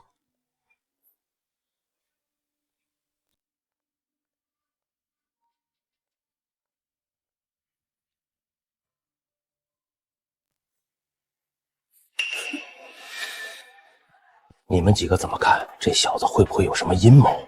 买卖而已，他舍得出钱，我们就供得上货。这可是大钱的地盘。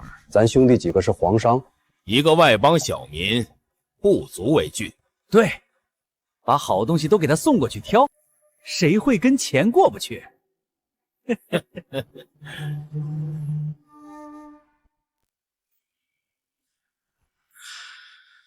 怎可如此铺张浪费？那可都是百姓的活命钱。广纳税银入库的时候，怎么不说是百姓的活命钱？那怎么能一样？税银取之于民，用之于国，此乃国之常法。否则边军如何御敌？灾年如何赈济？杨特使，10万两白银马上就要花光了，你到底还要挥霍到什么时候？那1亿两白银，你到底打算怎么赚？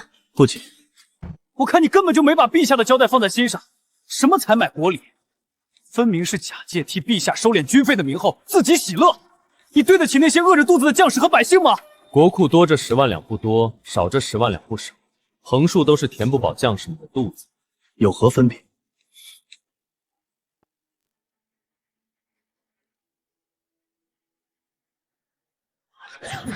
明月，我有一件事要你去办。何事？我要你将这个消息圆圆的放出去。各位，即日起，我在此地摆宴3天，宴请京中所有人，权贵也好，百姓也罢，都可成为我杨毅的座上宾。我有一笔大生意要与各位谈。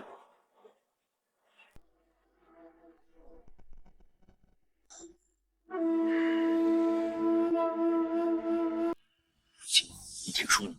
大武使者杨毅有门极好的生意，投钱就能钱生钱。袁弘基，你是不是好日子过多了，脑子让驴给踩了？这世上还能有这种好事儿？我一开始当然也是不信，但架不住全京书的人都知道了这门生意，而且回报率惊人啊！怎么说？如果你有10两银子放在他手里，选择10天后取，那你会得到11两；若半个月后取，能得12两；1个月得15两。要是投满1年，能得多少？100两。100两。千真万确，陛下。那大武使者本就出手阔绰，整船的采购货物，信誉极好。不少商家为了与他保持通商关系，都或多或少在他那里投了钱。你也投了？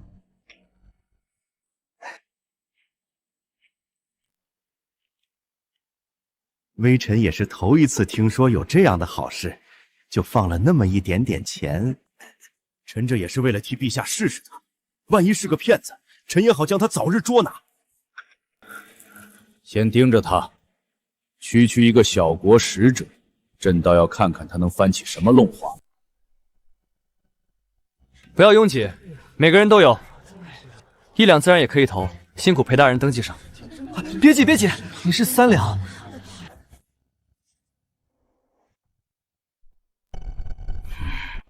从采拜摇身一变成了大商人，还在我们的地盘上做起了生意。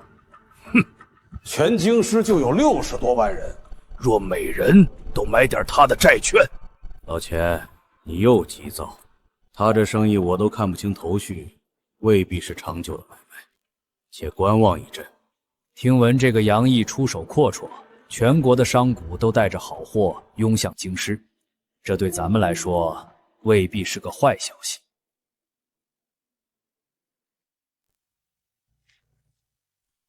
各位乡亲们，大家请回吧。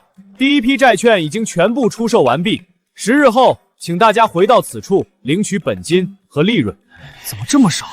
我都排了2天了，幸好昨天我就睡在广场上没回去，万一是真的，我可就发财了。短短2日，居然有近5万两的进账，这简直是点石成金啊！不可思议，太不可思议了！只是杨大人，下官有一事不明，为何你让我以30两为界，把买主分开登记？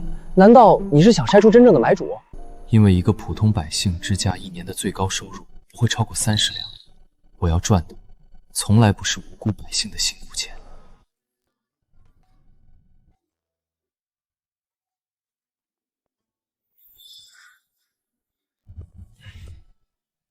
老样子，把店里最好的菜都给我端上来。好嘞。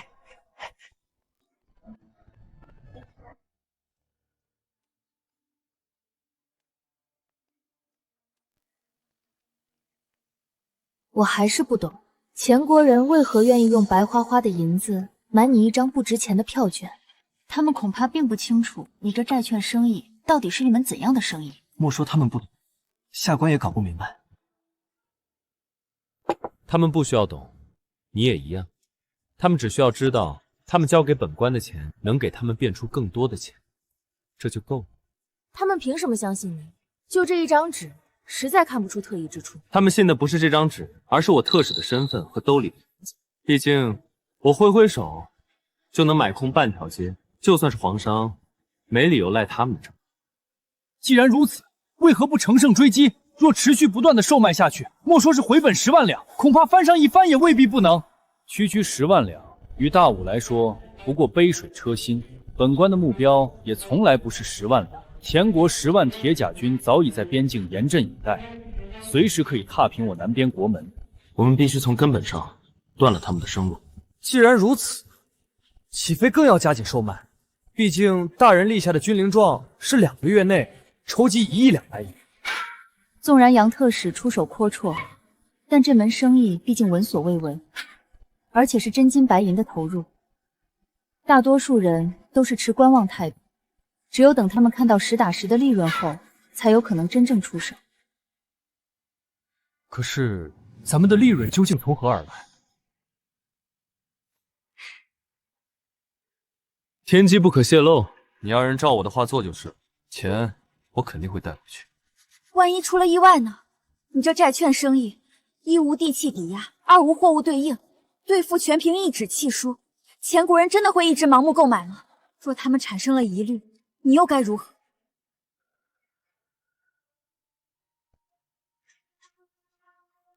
将军要与我打赌，就赌人的本性。贪婪使人盲目，他们必定会心甘情愿的把更多银子双手奉上。恩师，学生变卖了些许祖产，又在任上号召士绅自愿捐书，共凑得白银15万两，杯水车薪，只求不负恩师多年栽培。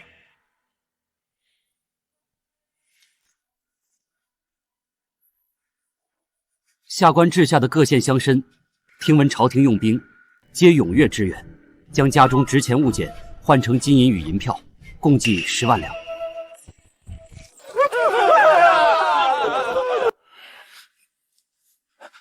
还有今年捐力的童生，总计收银8万两，全部在此处了，请恩师钦点。下一个。是。学生在今年支河的银子上挪了30万两，账本都做平了，你放心，不会有人察觉。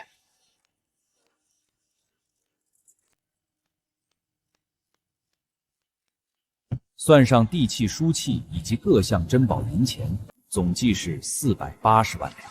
再加上之前倒查3年茶盐之税回收的50万两，已有530万两。这还只是都邮到一处，等2个月内清算完所有件县，恩师向陛下承诺筹结的800万两白银，必定一文不少，甚至或许会多出几倍呢。诸位全权报国之心，老夫皆看在眼里。非常之时，行非常之法。这些银子解的是江山社稷之危，纵有些许非议与风险，功在千秋，何拘小节？大人高义。对了，又是10日过去了，杨毅那10万两如何了？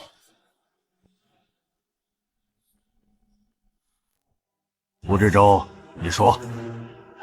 恩师，杨特使非但没再花钱，反而在前国做起了一门生意，名曰债券。债券？债券？这是何种生意？朕怎么从未听说过？哼，不过是些投机取巧的法子罢了。杨毅许诺前国人，存10两银子，10日后可得11两；若存1年再取，则得100两。他用这些钱做了什么买卖？怎会给人滚出如此高的利润？莫不是将那前国百姓的本金拿去在民间放印子钱？陛下圣明，一眼看穿了他的把戏。除了放债，世上哪有这种暴利的买卖？那杨毅定然是知道1亿两的军令状无法完成，这才想出如此下策。就算是放债，想收回1亿两，也绝不是短短2个月就能做到的。朕相信他不会无的放矢，再观望一阵。杨毅，就算你把前国百姓的钱都装进兜里，也绝不可能凑齐1亿两白银。2个月后就是你的死期。快看，误国来的杨特使真的搬好了桌子，在此等着给咱们发钱了。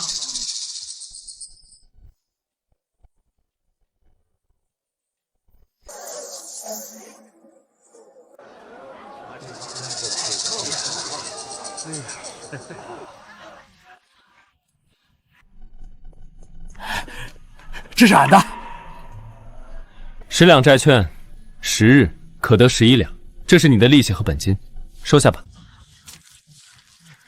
真的有1两的利润！诸位排好队，只要票券完好，每个人都有。杨大人，您在我那儿买了不少礼品，我相信您。这是我的票券，我投了1000两，1100两，一文不差。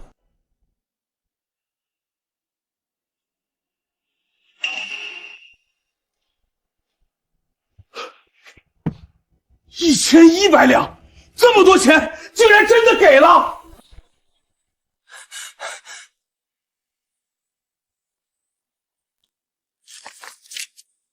王爷，属下照您吩咐买了3000两的债券，杨特使果然多给了属下300两。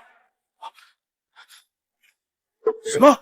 这居然是真的！这吴朝来的特使果然是个人傻钱多的蠢货呀！还等什么？去取本王的钱！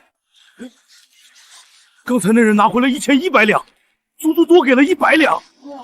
我的钱也拿到了，吴国的特使大人真的会给我们银子啊！大家快买呀！大人，我这次要买450两，这是我家中全部的银票，你点点看。这位公子，我的债券1个月只能购买1次，本月你已经买过，想要再买，等下个月吧。这是为何？我有钱。请回吧，规矩就是规矩，不容更改。可是，想要赚钱的人还有很多，这种机会总要分一点给别人。想要赚得更多，就要投入更多，投入时间更久，这才是投资。请回吧。一个人只能购买1次，但我还有爹娘和兄弟啊！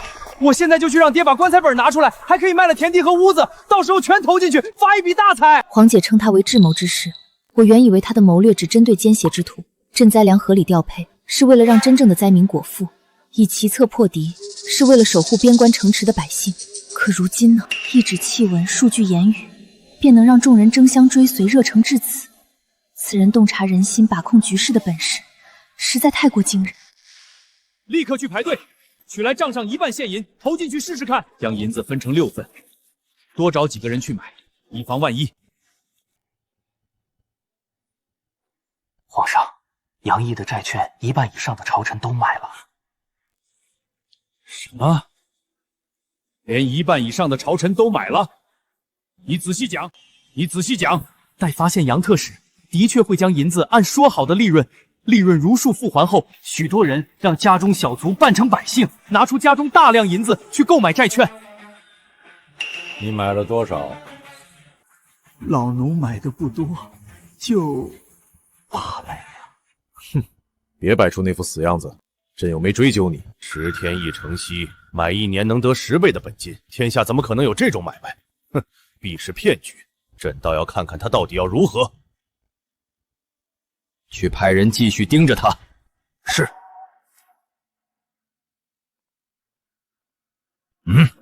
等等，你去拿10万两白银给他，买1个月。朕倒要看看，到时候他拿不拿得出本金和利润。10万两。可万一他真的跑了，在朕的眼皮子底下，他能往哪儿跑？朕的铁甲军还在边境盯着吴国呢。陛下英明。诸位，撑死胆大的，饿死胆小的。再观望下去，钱都让别人赚了，咱们可就不一定赚得到了。可是，我总觉得好像哪里不对劲。我国特使已经来大前半个月了，从来没见他回去取银子。是啊，我也让人跟踪过他，可他除了在别院休息，就是在游山玩水，每日采买大量纪念品，用船运回吴国，根本不像做生意的。这种暴利的生意，怎么可能自己出面？肯定早就秘密安排好了人，咱们等着数钱就是了。这次我要先投30万两，10天后，若他连3万两的利润都能爽快支付，那这个生意就稳了。多找几个家丁去买，别让陛下发现。此言有理。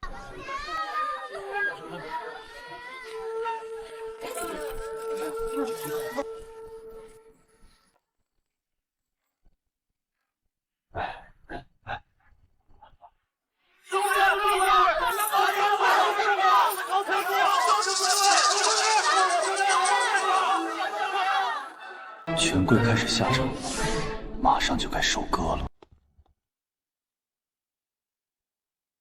微臣参见陛下。不必拘礼，与突厥一战大捷，二为居功至伟，辛苦了。多亏有公孙大人带来的金之计，让我大武将士狠狠地出了一口恶气。这毒计，真是犬子想出来的。陛下，北境局势已定，依杨大人之计，设立的边市也已全部开始，并高价收购羊皮。突厥各部现在争相牧羊剥皮，一切皆如杨大人所料。这说的是我那个干啥啥不行的废物儿子。太好了，如此一来，北边的隐患很快就能彻底消除。侯爷教子有方，真是给了朕好大一个惊喜。陛下谬赞，老夫可从来没教过他使这种断子绝孙的毒咒。朕北侯谦虚，如今杨毅代表大武出使前国，已1月有余，算算日子，也快要回来了。也不知他承诺的1亿两白银是否真能筹到。陛下，老臣有一言，如鲠在后，犬子自幼顽劣，不识大体。若他有言行失当、贻误国事之处，都是老臣教子无方，只求陛下念在杨家3代单传的份上，网开一面，切莫把他的戏言当真呐。那1亿两白银是无论如何都不可能筹到的。见过侯爷，没想到侯爷竟真能用粪汁打败突厥蛮民，咱家给侯爷道喜啊！陛下，裴大人在前国递回了折子，说杨大人将军费筹到。不过，裴大人在前国递回了折子，说杨大人将军费筹到。1亿两，居然真让他筹到了！不，只筹到了1000万两。纵然只有1000万两，已是极大的功绩。多了这笔钱，朕现在就可以直接武装10万边防军，去南境与前国对峙。谁说不是呢？只可惜1000万两还没焐热，杨特使转头又全部散回了前国人手里。什么？1000万两全部散出去了？没错，杨大人管这个叫反例。这个败家子怎能做出这等弱鸡肥敌的蠢事？那可是1000万两啊！构造多少套武器盔甲了？是啊，杨大人好歹是一国使臣，怎会如此不分轻重？白花花的银子流水一样回到前国人手里，前国的军队尚在边境虎视眈眈，奴才愚钝，实在不懂杨大人的用意啊！这个杨毅到底在做什么？离2月之约已不足5日了，若是杨大人的计谋没有成功，前国也迟早会发现大武并无联姻之意，稍有差池，两国战争便是一触即发。幸好粮草与军饷不必操心，李尚书不负陛下所望，已经筹结了足额的军饷。足额？老夫费尽心力筹结了2000多万两军费，好不容易找到能碾死那杨毅的机会，你倒好，亲手给御史台递刀子。叔父，侄儿知错了，当时侄儿喝多了酒，那女人又实在诱人，谁让他爹连100两银子都交不起，侄儿一时昏了头才把他给办了，谁知道那女人会投井啊！事后侄儿也给了他爹10两银子，他爹也收了，侄儿也不想闹出人命啊。10两银子，你当卖丫鬟吗？那是前任丞相刘大人的嫡亲孙女，刘家祖上有从龙之功，太祖亲赐丹书铁券。吴相国不过去世3年，你，我真的不知道，我真的不知道。人家爹娘上京告御状了，若不是胡知州结下了状纸，你早就人头落地了。那刘家无权无势，就算告又能怎样？总归越不过叔父您。蠢材，知不知道当今圣上最痛恨什么？贪污腐败，以权压民。这丞相之位，朝中那么多双眼睛盯着，御史台恨不得立刻挑出老夫的错来。你倒好，哼！侄儿该怎么办？区一个蝼蚁，死就死了，哭哭唧唧像什么样子？我已安排好了，你今夜暴毙，晚些时候我会让人送你出城，你拿着我的手书，秘密去突厥接一个人。是什么人？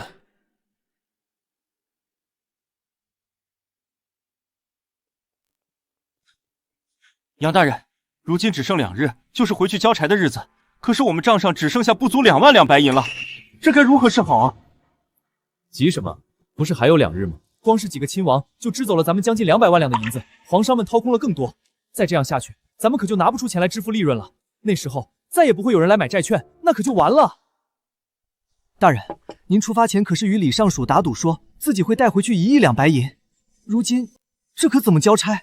万一真的没人再来，皇姐终究是高看了他。谁说没有人？看着吧，马上就有人来给本官送钱了。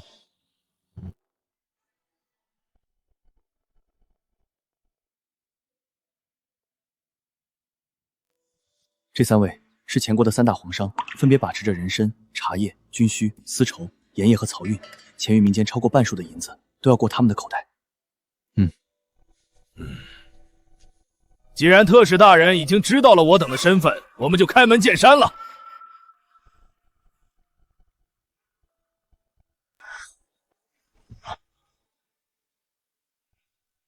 此处是10万两黄金，此外还有3000万两现银备在汇通票号，凭这枚印信随时可周取。钱老板有何条件？本官知无不言。爽快，我就愿意与您这样的人谈生意。我们可以拿出足够的银两与您交易，只是你得给我们透个底，这生意的根源究竟在何处？总得让我们这些掏了钱的人看清门道。套话的，糟了，杨大人这生意怕是要露馅了。这种事情怎么可能告诉你们？当然可以，毕竟不是什么见不得人的东西。这不是黄姐临走前赐给她的那个锦盒吗？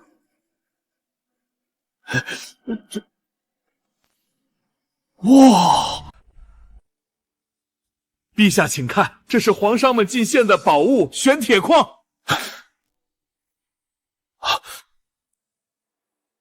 竟然真的是产自西域的玄铁矿，大制成盔甲，可以刀枪不入。这么小的一块就值1万两黄金，有了它，我大钱的铁甲军将横行中原，一统6国。若不是这东西只产自西域，而通往西域之路又被五朝和其他3国合力把守着，也不至于如此稀有。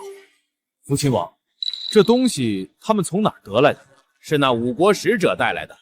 他还说，这样的东西他有的是，因为5国境内发现了一条产量巨大的玄铁矿脉。什么？中原居然也有玄铁矿脉？拥有了它，岂不是拿捏了6国的命脉？所有国家都得来找他买玄铁。原来这就是他所谓的大生意，难怪要秘密把守。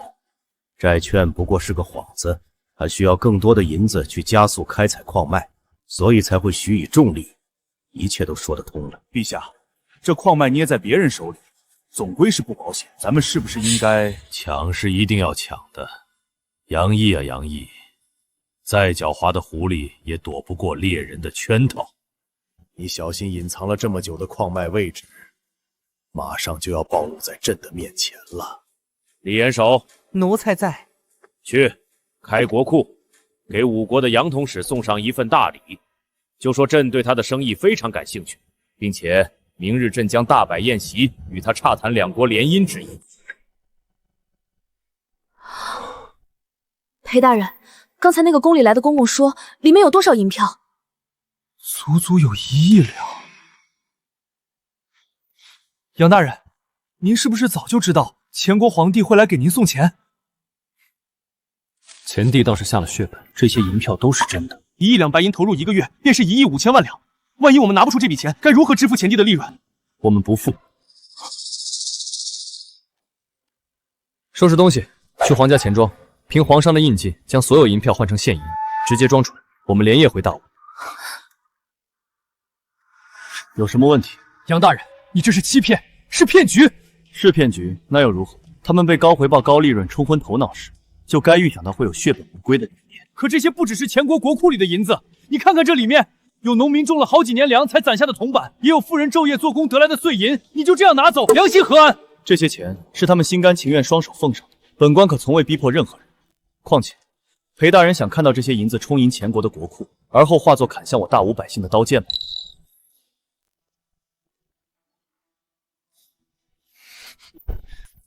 下官回去后一定狠狠地参你一本。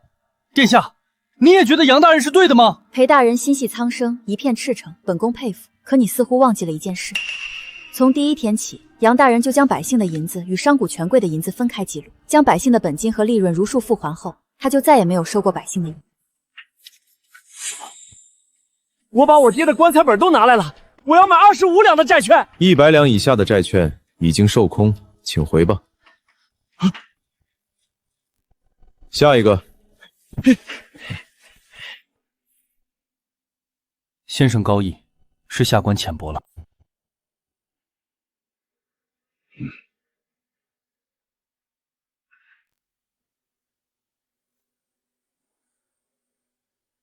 李元寿，5国使臣何在？去催一催。是。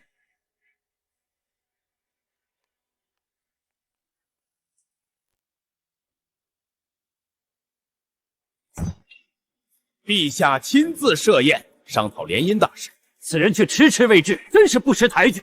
正是，陛下与五国女帝的婚姻之事关乎国体，使者避而不见，莫非是想反悔？诸位同僚，你们为何是这般反应？就不怕他跑了吗？赵大人，稍安勿躁，他走不了，也舍不得走，毕竟他还要长长久久的与我大钱做他那债券生意呢。可是那生意从头到尾透着古怪，无本无实，空卖空卖，你们就不怕被他骗了吗？你以为咱们真就两眼一抹黑，任他摆布？昨夜他已透了底，这利润来源于一条在中原发现的玄铁矿脉。这景象，玄铁矿脉一小块就值1万两金，哪怕是铁甲军精锐，都只是在盔甲上用了一小部分玄铁。若那生意真压上了整条矿脉，岂不是搬了座金山来担保？陛下，这种东西可不能放在五国人手里啊！放心吧，朕早有安排。等再过几日，他便会有所行动。那么大笔投入，他定会悄悄送入矿上。届时，朕派人跟着，便能找到矿脉所在。陛下英明，深谋远虑。陛下，陛下，不好了！别院人去楼空，杨使者不知所踪。昨夜有人持皇家印证直取大量现银，连夜运往码头离开了。什么？什么？走了？探子为何没有来报？港口为何没有阻拦？杨毅手执您的令牌，搭乘陛下赐下的20条大船离开，一路畅通无阻，无人敢拦。此刻已经离开了大千国境。他竟敢戏耍朕！原来跟朕要这一切都是为了运走银子，1亿两白银，命就被他这么卷走了。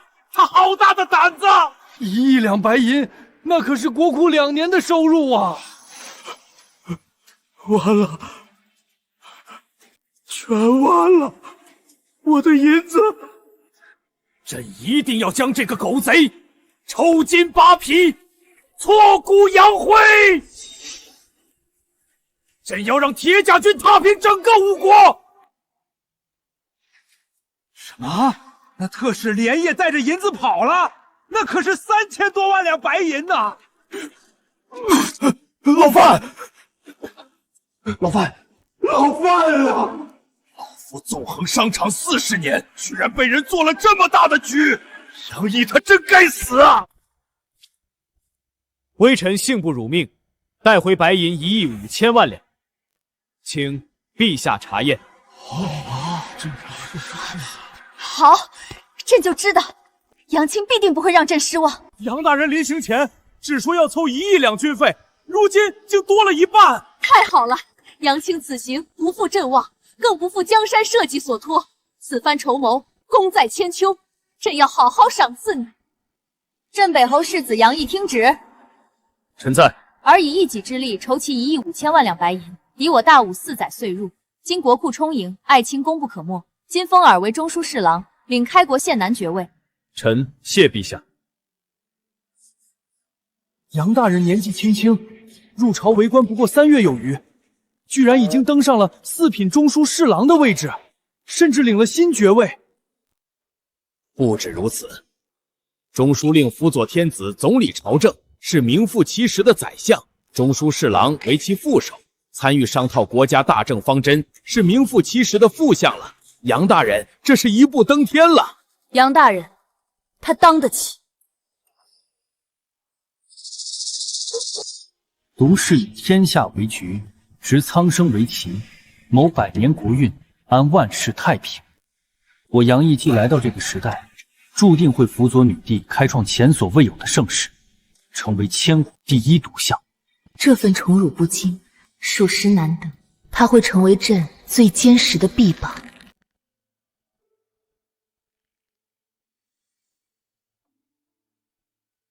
本将可记得，杨大人出使前国之前，跟李尚书打了个赌，不知各位还记不记得？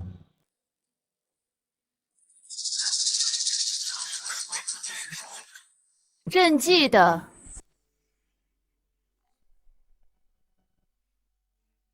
本将可记得清清楚楚。你们赌的是2个月内谁筹集到的军饷更多，赌注是李大人的尚书之位，有这事儿吧？没错，下官可以作证。的确有这事。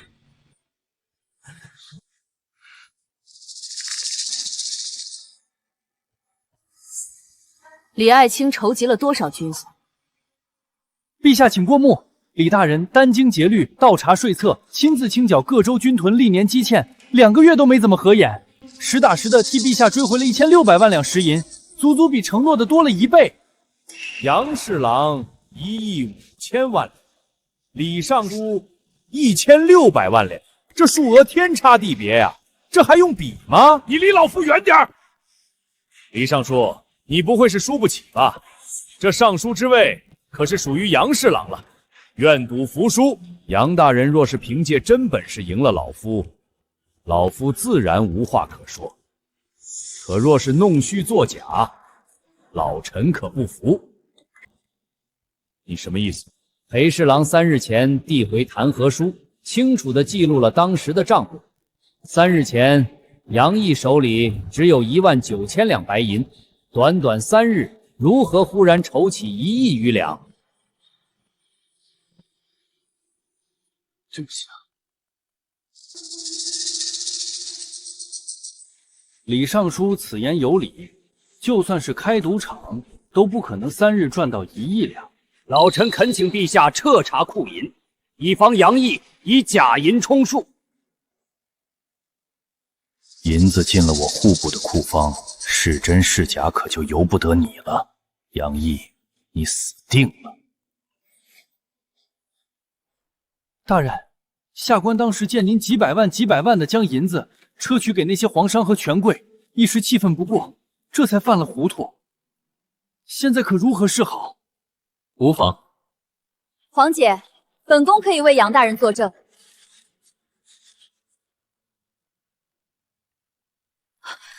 三公主殿下。三公主。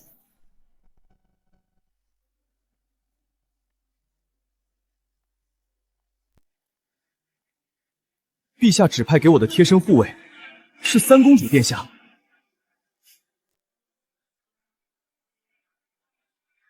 你早知道了，还跟他合起伙来一起瞒着我。是殿下说隐藏身份更方便共事。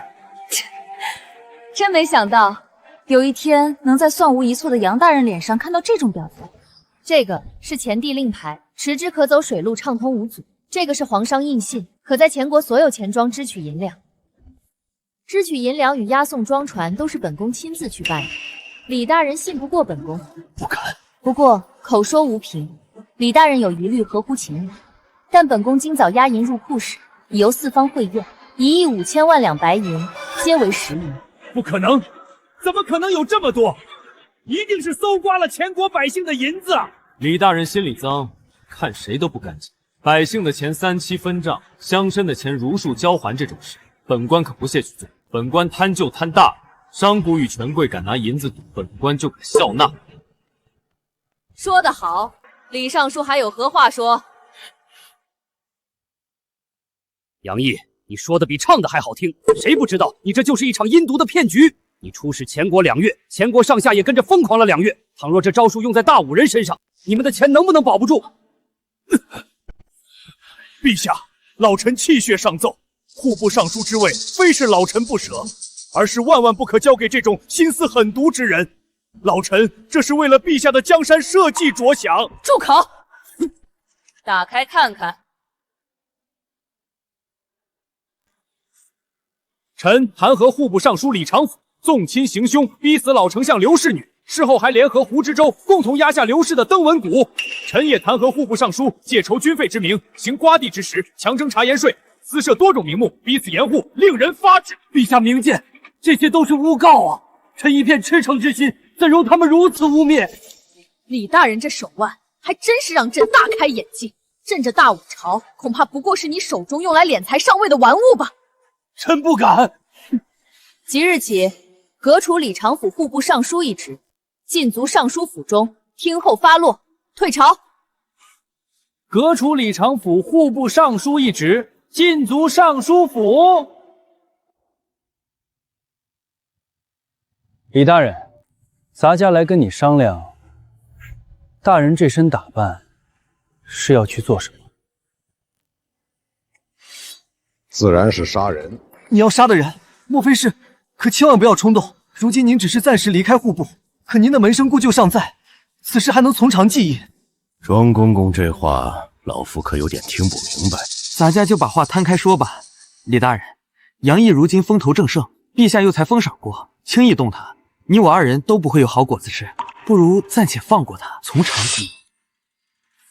老夫也想放过他，可他不肯放过老夫啊！此人满腔毒计，若不趁早除掉，日后必成大患。李大人说的极是，这天下终究是信物，陛下眼里揉不了沙子，就算要弄死那杨毅，也要避过这阵风头。届时我锦衣卫只要随便寻个错处。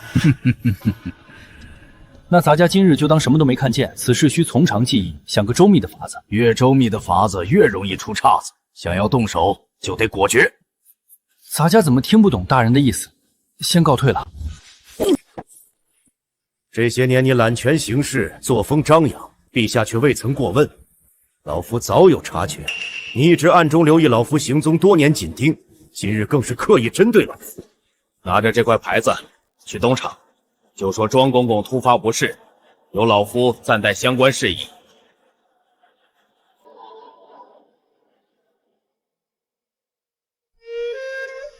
这么晚了，宫外不安全，殿下还是请回吧。你要撵我走？你别忘了，我现在可是陛下御赐给你的贴身护卫，我得保护你的安危。区区小事，岂敢劳驾公主殿下？杨毅，你就非要这样与本宫说话吗？之前在前国的时候，你可不是这样的。信不信我去告诉皇姐，你欺负我？这种话可不能乱说。下官是不是打扰到二位了？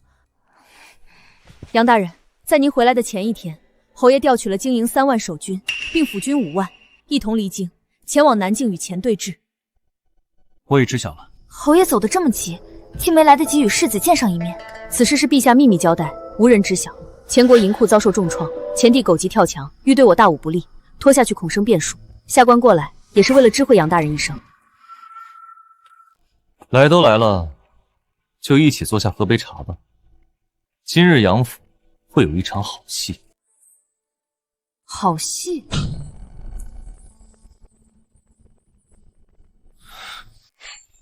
李长甫，你不在府中禁足，带人夜闯此地，想干什么？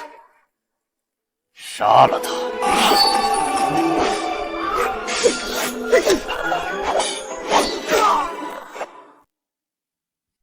殿下，你带杨大人先走，我来断后。你一个人如何挡住这么多？杨毅，你先走，进宫去找陛下。我们二人可以拖住一阵。走啊！本宫是公主，他们不敢把本宫怎样。不必走了，李大人既然现身，恐怕不会给我留下离开的路。不愧是女帝身边最强的谋士，不错。老夫年少时也是武将出身，可从来不会打无把握的仗。500人手早已围死这里，今夜别说是人，就是麻雀也别想飞出去。李长甫，你在京城擅调人手，图谋不轨，真以为能瞒天过海？等天一亮，京城守军与巡防营便会全城搜捕，你才是插翅难逃。二位不必再虚张声势了。镇北侯秘密出征，京中所有能调动的兵马早已被一并带走。老夫的眼线遍布京城，女帝的小动作可瞒不过我。你针对本宫，可就是诛九族的大罪。现在立刻撤退，本宫会向陛下求情。既然选择动手，老夫早已将生死置之度外，处置了你们，老夫自有办法全身而退。而你们今天都走不了。看来李大人今日吃定我了。难不成杨大人此刻还有计策在等着老夫？越复杂的计谋环节越多，环节多就意味着容易出问题。李大人是聪明人，懂得把握时机，出手果决。老夫是打心底里欣赏杨大人，可惜你选错了阵营，从一开始你就不该与老夫对着干。拿下！外面的人呢？赶紧给老夫过来！大人，外面突然出现了一支1000人纵队，外围人手全都悉数被制服了。什么？不可能！这怎么可能？你哪来的人？大人，所有叛党皆已伏诛。很好，下去吧。是。你到底是什么时候开始布局的？本官早就知道你会铤而走险，回京路上就在防着你了。这就是我在这个世界的父亲，来了这么久，还是第一次见到他。杨毅，过来！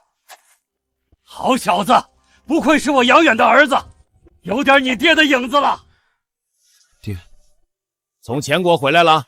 好了，废话不多说，你来找我肯定有正事儿，说吧，有什么爹能帮你的？回京途中你去见了镇北侯，我怎么不知道？好啊，不愧是大武第一毒士，果然谋略过人。这一局，老夫承认是被你算计到了。那就乖乖束手就擒吧。你们不会以为老夫真的输了吧？你能杀几个人？能杀得完1000人的纵队吗？外面的人听着，别白费力气了。过了今天，金轮殿上坐着的人也该换一换了。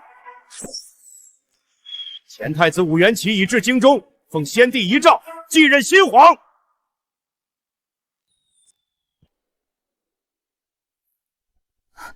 怎么回事？为什么没有回讯？不是说好了以红色信号传讯吗？太子殿下手握1万精兵，以京城现在的守备力量，根本不是对手。又是你？怎么可能？你怎么可能连这个也算到？1万精兵伪装成押运剿兵，分明一路上都无人决绝，怎么可能被你预料？难道你真手眼重天了不成？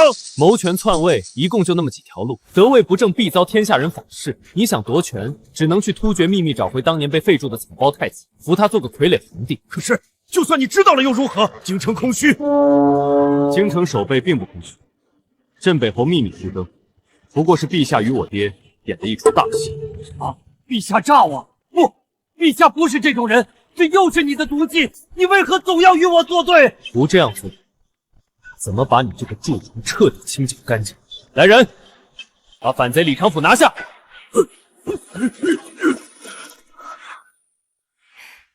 杨大人深谋远虑，算无疑决，婉儿佩服。你到底还有多少事瞒着我？这次真的出征了，陛下就在京中等待臣凯旋的好消息吧。想不到你小子才20出头的年纪，都已经坐上宰相之位了，还压你老子一头。好好干，多替陛下分忧。父亲放心。请出征。陛下，南疆800里加急，前线爆发瘟疫，难以遏制。我军将士与前国僵持不下，前国封锁了水源和粮食，想活活熬死我军，求陛下支援。瘟疫可不比其他，传染性极强，就算我们送去再多的将士，也无济于事啊！这可如何是好？难道这次真要让前国反败为胜了吗？陛下不必惊慌，臣有一计。陛下不可！毒相这招，恐怕又是毒计。